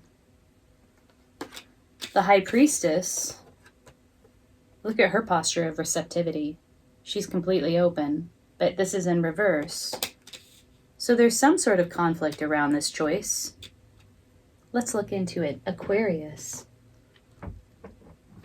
What is this about? What was this Ace of Cups? Do I want to use this? I don't want to use this deck. I'm going to use the Magician Tarot. I haven't used this one in a bit. I want to know what this Ace of Cups in reverse is about in the recent past. What are the details of this? What does this have to do with? Ace of Cups in reverse. There's a progression here from past to future. Some sort of stalled new beginning in love or around your emotions. And being at a crossroads, needing to make a decision.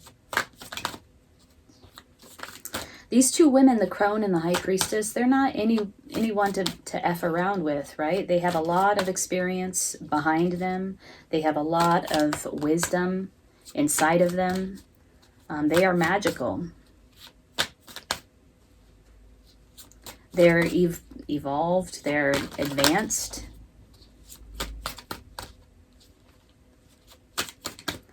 They are practitioners of their intuition and their magic and their creativity.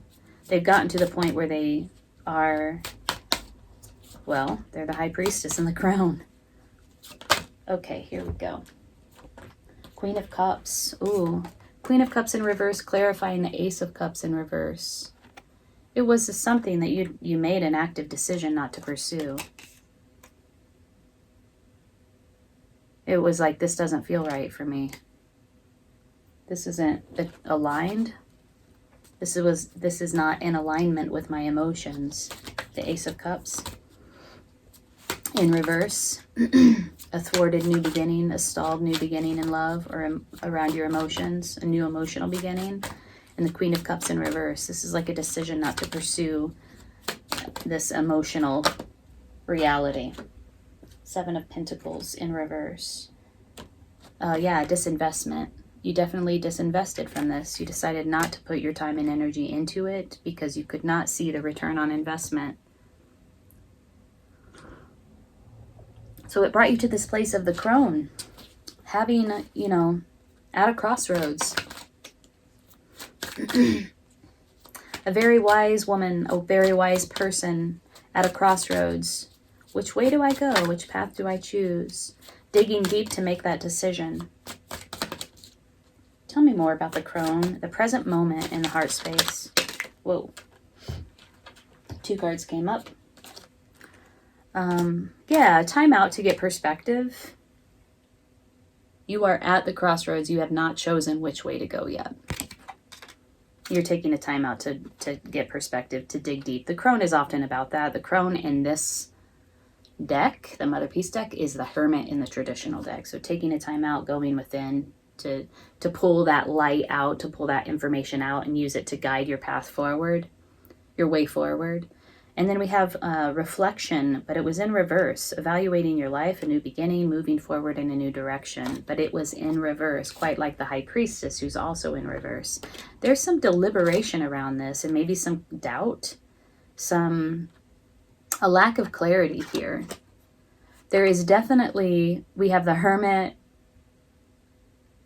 and then we have perspective, the Hanged Man, both cards meaning taking a time out for reflection to decide how to move forward. And then we have the reflection card. It's a reevaluation of things, but it's in the reverse. So it's, I don't know if it's this energy you're not fully stepping into at this moment, because we have the High Priestess again in reverse in the near future. What is this about?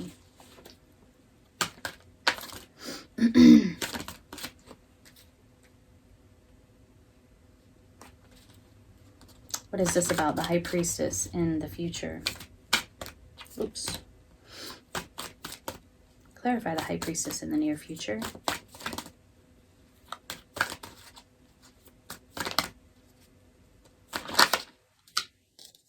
Ooh, transition in reverse.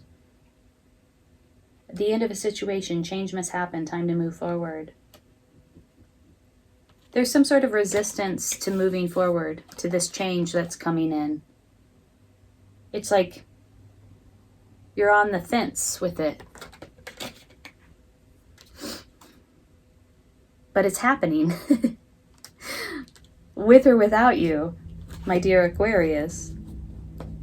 Very interesting. What is this inspiration on your mind? It's like this Son of Cups is sitting inside an egg, and he's experiencing this inspired reality. Ooh, the sun, beautiful. Yeah, I mean, mentally, you're feeling pretty inspired and pretty good. It could just be that you're not fully engaged with where you're at in the present moment, and that's why these cards are coming up in the reverse. Like, you don't quite get it, that you're at this crossroads and that you're experiencing a time of change, and that there's a need to make a decision to move forward down one path or the other. But mentally, on your mind, you're feeling very happy, joyful, inspired, expansive. Your thoughts are very positive. That's beautiful. I mean, these are very Aquarian qualities, right? So Aquarians are very much up in their minds, quite a bit. Inspired, joyful, communicative. What is this? But there is worry and concern here in your foundation. And it does seem like you're working that out through engaging in, I don't know, activities with your body, channeling, releasing those concerns and anxieties. What is this about? Tell me more about the Five of Discs. This could have to do with like issues around fear of poverty mentality, not having enough, not enough to go around. What is this about? Hold on, some cards were flipped up. It was the Hermit again, and it was the Two of Cups. Could be that I'm looking at this Ace of Cups in the past that you let go of. Could be that some relationship in the past is causing this anxiety and this concern. Something that you separated yourself from. Whoa. Ten of Swords. Yeah, an ending. This is very ominous. Look at that. Ooh, weird. You can see my reflection in that card. That's bizarre. Look, I'm right above it. Can you see that? Yeah, this anxiety concern that you're working out is about an ending. Could have been a painful ending. Ten of Swords often is. Okay, Aquarius. So it does seem here like you are at a crossroads. You let something go. Something that had to do with love or your emotions, like a new emotional beginning that was stalled, that you were like, nope, this is not like in alignment with me, and I'm not going to invest in this. It was an ending. You're working that anxiety out in your foundation and in your body, or maybe it's in your body and you need to work it out, because this is the position of your body, and this is working concerns and anxieties out through your body. So there may be a call for you to do more of that, work this anxiety out, because whatever this anxiety is, it has to do with this ending. And I bet it's related to this Ace of Cups in reverse in your past. You are at a crossroads, taking a time out, going within, pausing for reflection in order to get illumination, a new perspective, in order to find the light to guide your way forward. There's a choice that needs to be made that you're not quite fully engaged with. Yeah, this change is happening. It's coming for you, whether you are engaged with it or not. I get the sense that you're not fully engaged in it, because I think you're all up in your head. And it's a nice place to be, isn't it? You're like sort of up in your head, engaging, like what you like mental, you know, like having fun mentally. Son of Cups, very inspired, very expansive. And I don't get the sense that you're completely grounded in this crossroads that you're at, and the fact that you need to more fully engage with it in order to move forward beyond. Tell me more. Oh, Justice. Interesting. 2 of Wands in reverse and 8 of Wands in reverse. Huh. Tell me more. Sorry, we're in allergy season here in New Mexico, and I should have a box of Kleenex next to me because I swear to God, for the last 3 weeks, my nose has just been running nonstop. Okay, so some sort of truth. Again, a decision. 2 of Wands in reverse. There's some decision or choice that you're not engaging with fully here, Aquarius. What is it? It's like you're stalled at the crossroads. It's like you're stuck at the crossroads. Kind of, should I or shouldn't I? Should I or shouldn't I? But the funny thing is that this thing is happening. You can deliberate all you want, you know? You can deliberate, you can play, you know, not mind games. It's not that. It's like you just have fun in that energy. You can deliberate all you want. You can sit on the fence all you want, but this thing is happening with or without you. There's a call to engage with it. Some sort of balance. There's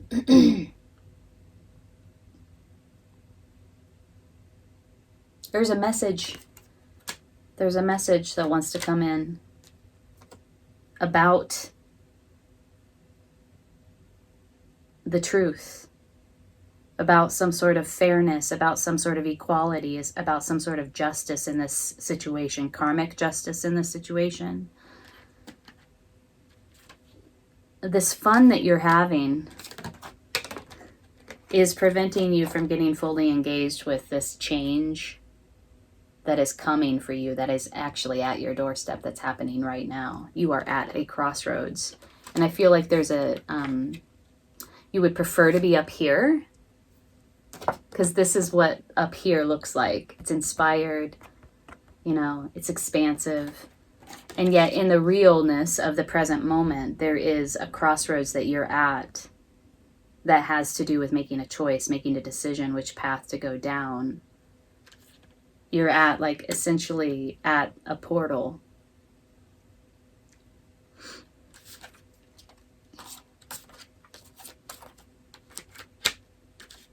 The High Priestess is inviting you. There's an invitation to move through this portal. There's a letting go. Wow, okay. Let's pull a Crystal Healing Wisdom Oracle card for you. Aquarius, if this reading is resonating, hit the like button. And yeah, consider subscribing to my channel. Let's pull a crystal card for you. This is a card of guidance. This is so interesting. Okay, turquoise. Ooh, beautiful. This is about transformation. You're in it. Maybe you know, maybe I'm like wrong about this interpretation of where you're having fun, you know, and not quite fully engaged. Maybe you do know. I mean, maybe that's what the inspired expansiveness in the position of your mind is about. Maybe you're feeling inspired by this transformation. Let me know. Leave a comment below. True riches. A copper-based stone attracting good fortune since antiquity. Turquoise was popular for protective amulets, sacred to Hathor or Venus, and to Buddha. It linked earth and sky and made a potent love charm.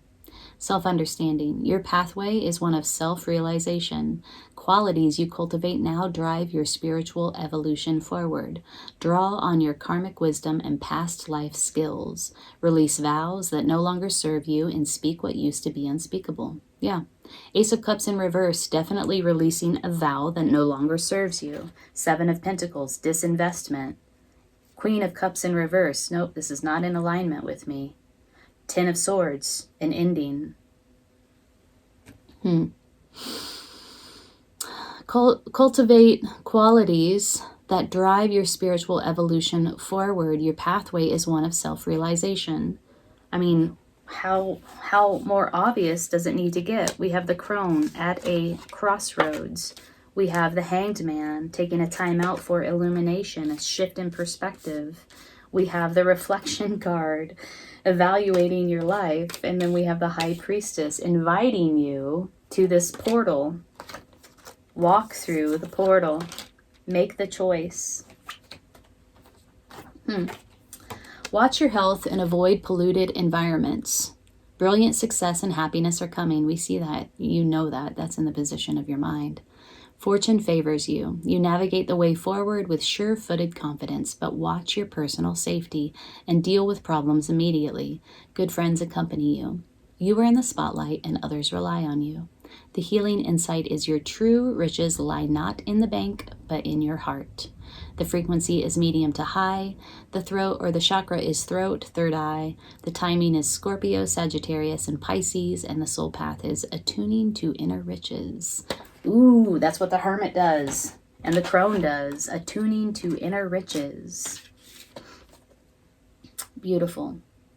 Aquarius, I'm wishing you the best in March. It looks like you're having a little bit of fun. It looks like you're feeling inspired. There's just this need to get on the path, right? To make some sort of choice. Definitive choice. Wow. All right, take good care in March. We go from independence to partnership. Past, future. In the middle, though, in the position of your heart in the present moment, is an energetic block, an energetic impasse. This guy mediates between two opposing realities, and I'm imagining the opposing realities are independence and partnership. Pisces, welcome to your reading for March. We are in March already. Can you believe it? We're approaching spring. This is crazy. Time is moving so fast, but I'm happy that my crocuses are sprouting outside and my lilacs are coming up and my tulips are bouncing out of the ground. Today, we're going to take a look at your heart, your mind, your body. We'll take a look at the past, the present, and the future. We'll pull some clarifying cards all the way through, and we'll pull a card of guidance towards the end. I want to let you know that because it's your birthday month, I am giving away a free 30-minute personal tarot reading. If you leave a comment below, I'll add your name to the drawing. This applies to the Pisces readings in February and also the Pisces readings in March. Each time you leave a comment on one of those 4 videos, I will enter your name in the drawing. So that will increase your chances of winning the free personal tarot reading if you're interested in that. Okay, I've been shuffling your cards off camera. I'm going to split the deck 3 ways and then we'll sync up. All right, Pisces, in the position of your heart, also the present moment, is the Shaman of Wands, the King of Wands in the traditional tarot. Interesting. The Shaman of Wands upright is a mediator between worlds. He mediates between diverse or opposing realities or energies. In the reverse, it reflects a sort of block. There's an impasse. An energetic impasse between 2 different realities, 2 opposing realities. This is in the position of your heart, also the present moment. In the position of your mind, what you think about it all, you have the Magician. Wow, this is a powerful card to have in the position of your mind, or what's on your mind, how you think about it. It's a manifestation card, right? It's having all the tools, the energy, the resources you need to manifest something into reality. That's very interesting in conjunction with the Shaman of Wands in reverse. This is an impasse, an energetic impasse. And this is like the flow of energy. Like, look how he's capturing the energy with his sword. There's a different name for it. I don't know how to pronounce it. He's capturing this bolt of lightning. He's channeling that energy into the ground.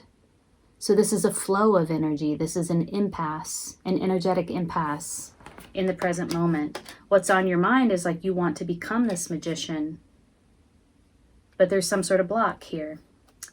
In the position of your foundation and your body is the Sun of Cups in reverse. This is traditionally the Knight of Cups.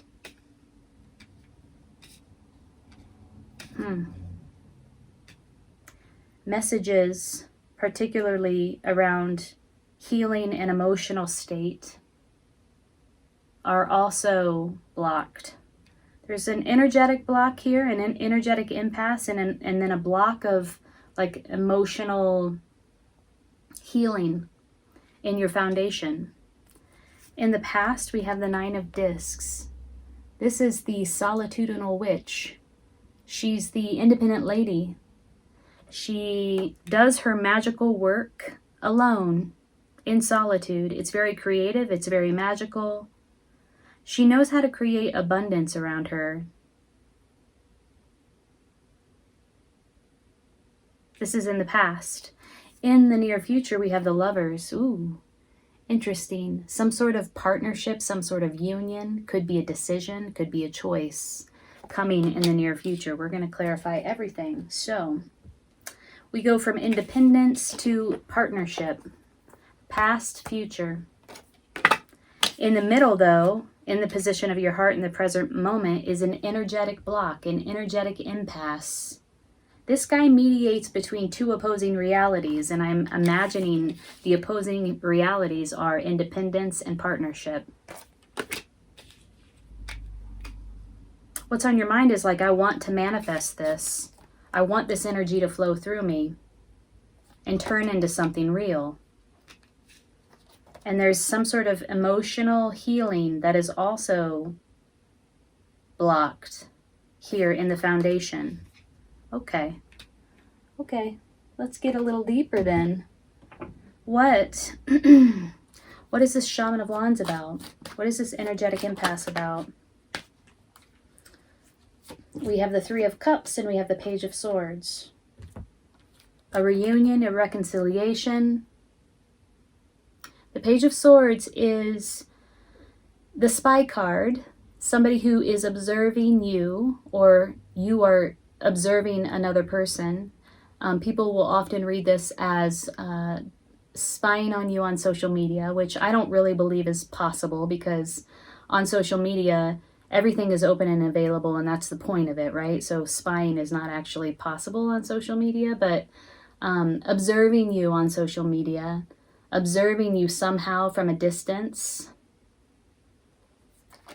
There's a reconciliation, and there's a block of the flow of energy here. Check this out. Shaman of Wands in reverse, reconciliation, reunion. Somebody's observing you. Observation. Let me get rid of this notification. That's annoying. Okay. You've been solo. You've been doing your work, quite content to be solo, to be independent, doing your work. Doing your magical work, magical creative work.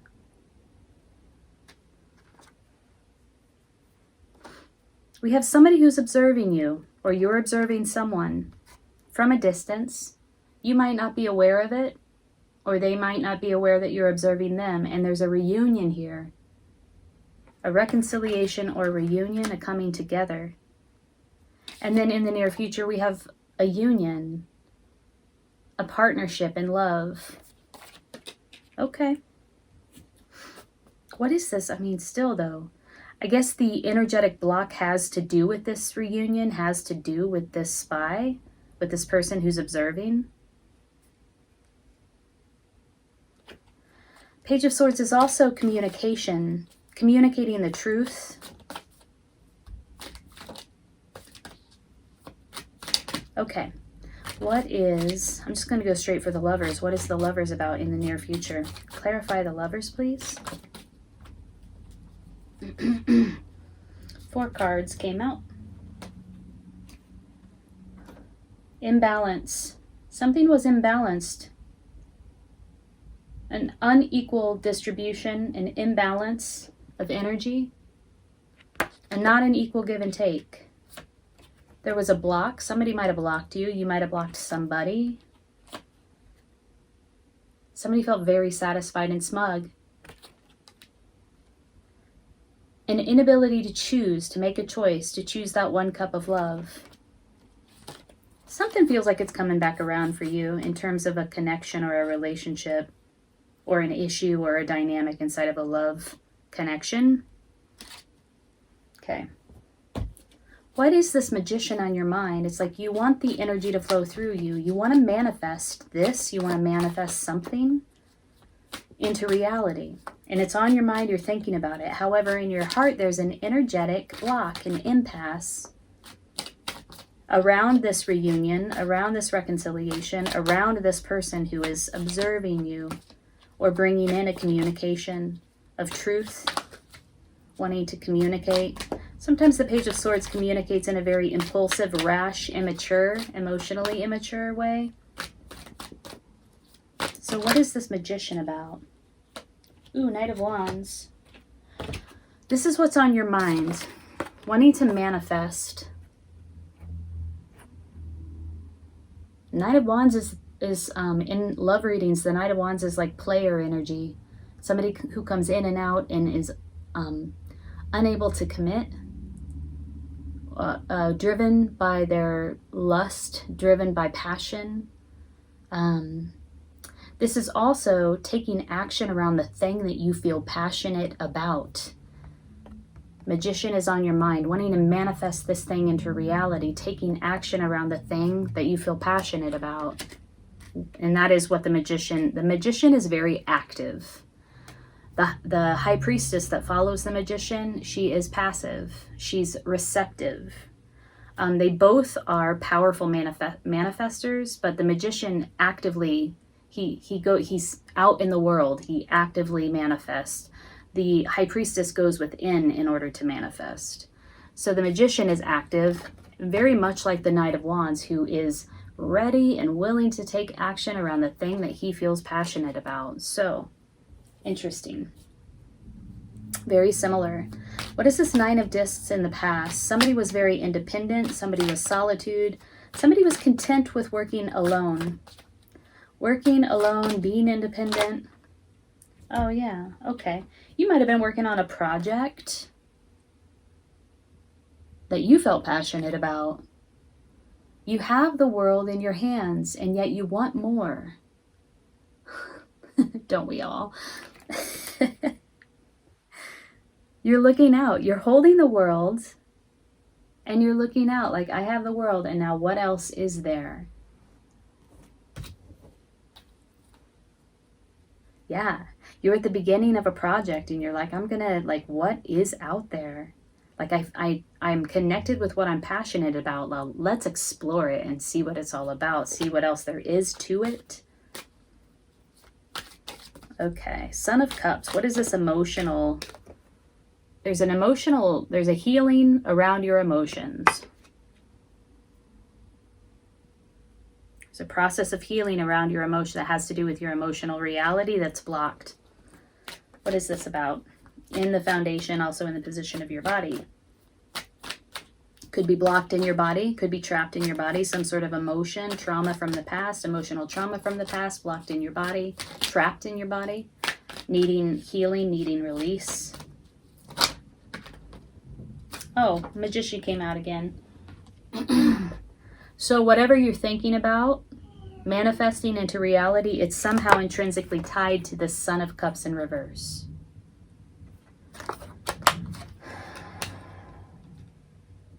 This thing that you're passionate about, that you want to take action around, is also linked in some way to this emotional healing in your foundation, in your body, that needs to be released, healed in some way. Wow. Magician twice. Dang. Okay. Well, let's see. Let's recap. In the past, very independent, very solitude, doing your work alone. Creative, magical work. taking the steps to bring your passion into reality, wondering what else is there about this that I could explore, that I could see. I'm just going to shuffle till I ask the question. I'm recapping right now. In the present moment, we have some sort of impasse between two opposing realities, between two different realities, maybe independence and partnership. There's some sort of block, energetic block there, having to do with a Page of Swords type personality, an immature communication, and a reconciliation of some sort. Somebody wants to reconcile with you, but I feel like they communicated pretty harshly also with you in a very immature way. They are spying on you, they're observing you, they're watching you. In the near future, we have the lovers coming together in union.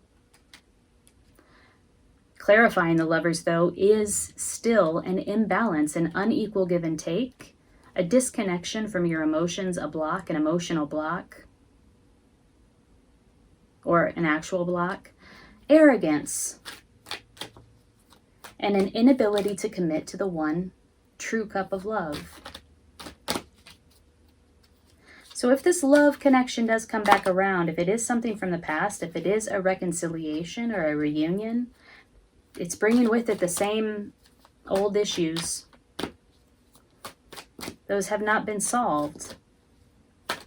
You, on the other hand, Pisces, are thinking about manifesting something into reality. Your passion, it could be this love connection into reality. It's passionate, willing to take action around your passion. Whatever this is that you're manifesting, that you're taking action around, it is linked in some way. There is some sort of emotional block, emotional healing that needs to take place. And either it's going to bring about this emotional healing, or the block is standing in the way of this manifestation.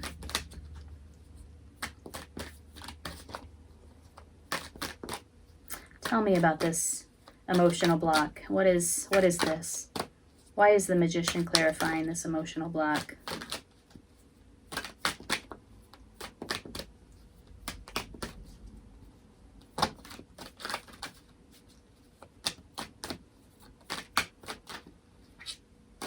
We have a Magician on your mind and also in your body, in your foundation. Adventure. Check it out. It's in reverse. Vulnerability, innocence, openness, receptivity, all in reverse. Unwilling to follow that path, unwilling to have this adventure. This takes a lot of courage or ignorance. I mean, if you think about it, this is a child. Is she courageous? Or is she ignorant? She doesn't know. She doesn't have all of the experience that an adult person has, all of the experience that informs her, that would inform her, hey, this is kind of a dark path, and we don't know what's in that light. That's weird. Why is that light there? Why should we walk into it? I don't know. It could be dangerous. She doesn't have any of that. She's ignorant to it with no experience. So she's walking down that path motivated by pure innocence and wonder. So what is your motivation here?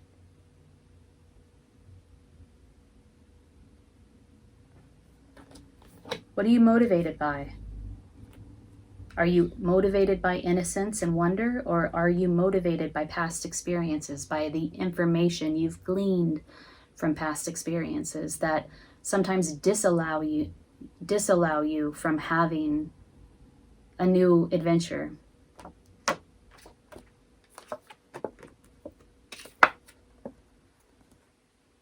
There's a healing that this Magician is bringing onto the scene for you. where that is concerned. Wowza. Okay, let's pull a crystal wisdom healing oracle for you. If a lover is coming back around for you, beware that it's bringing with it the same dynamic and issues that were left unresolved in your past relationship with one another.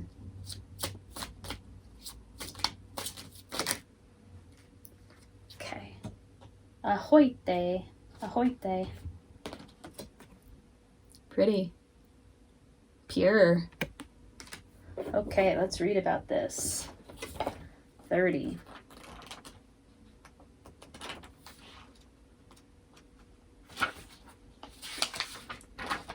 Oh. Compassionate being. Ahoite brings about a profound spiritual revelation. Drawing out karmic wounds, this crystal reframes cellular memory and past contracts. Ooh, I wonder if a past contract is coming back around for you. Self-understanding. You are a being of infinite love and compassion. Find your core of ultimate peace and universal love. Release your toxic emotions, replacing them with forgiveness, compassion, and serenity. What you have been through allows you to appreciate the pain of another's path. Do not absorb their pain. Remain dispassionate. Detach gracefully and move on. Divination. Put down your burdens, knowing you are a being of light. Resolve conflicts and forgive those who wounded you. Give someone a second chance. Honor your promises. Find the best solution for everyone. Let your dispassionate compassion encompass all. Charity or volunteer work is indicated. The healing insight. Immersing yourself in the love of the divine automatically leads to health and happiness. The frequency is exceptionally high. The chakra is third eye, crown, heart, throat, and soul star. The timing is Virgo and Aquarius, and the soul path is keeping an open, compassionate heart. It's telling you to give someone a second chance and to practice forgiveness and dispassionate compassion. And so there is a reconciliation indicated here in this reading, but it doesn't mean that you have to re-experience old traumas, old wounds again. Sometimes reconciliation is just about forgiveness and about clearing the energy between you and another. And so, it speaks to this dispassionate compassion about a boundary, having compassion for another person, also compassion for yourself, and creating a boundary around what they're going through, what they're experiencing, and what you're experiencing, so that you're not absorbing their pain.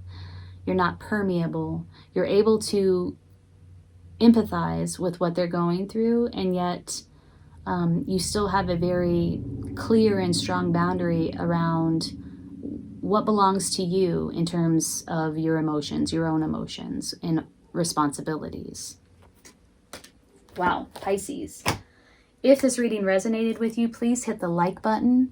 Also consider subscribing to my channel. Don't forget to leave a comment below if you'd like to be entered into the drawing for a free personal tarot reading. I'm doing that drawing on probably the 14th. I said the 15th in the last videos, but that's a Monday, and I like to do these drawings on a Sunday. So look for that video on December, holy moly, March. Oh God, March 14th is when I'll be doing that drawing. It's official. Okay. All right. I'm wishing you the best in March. Happy birthday. Take really good care.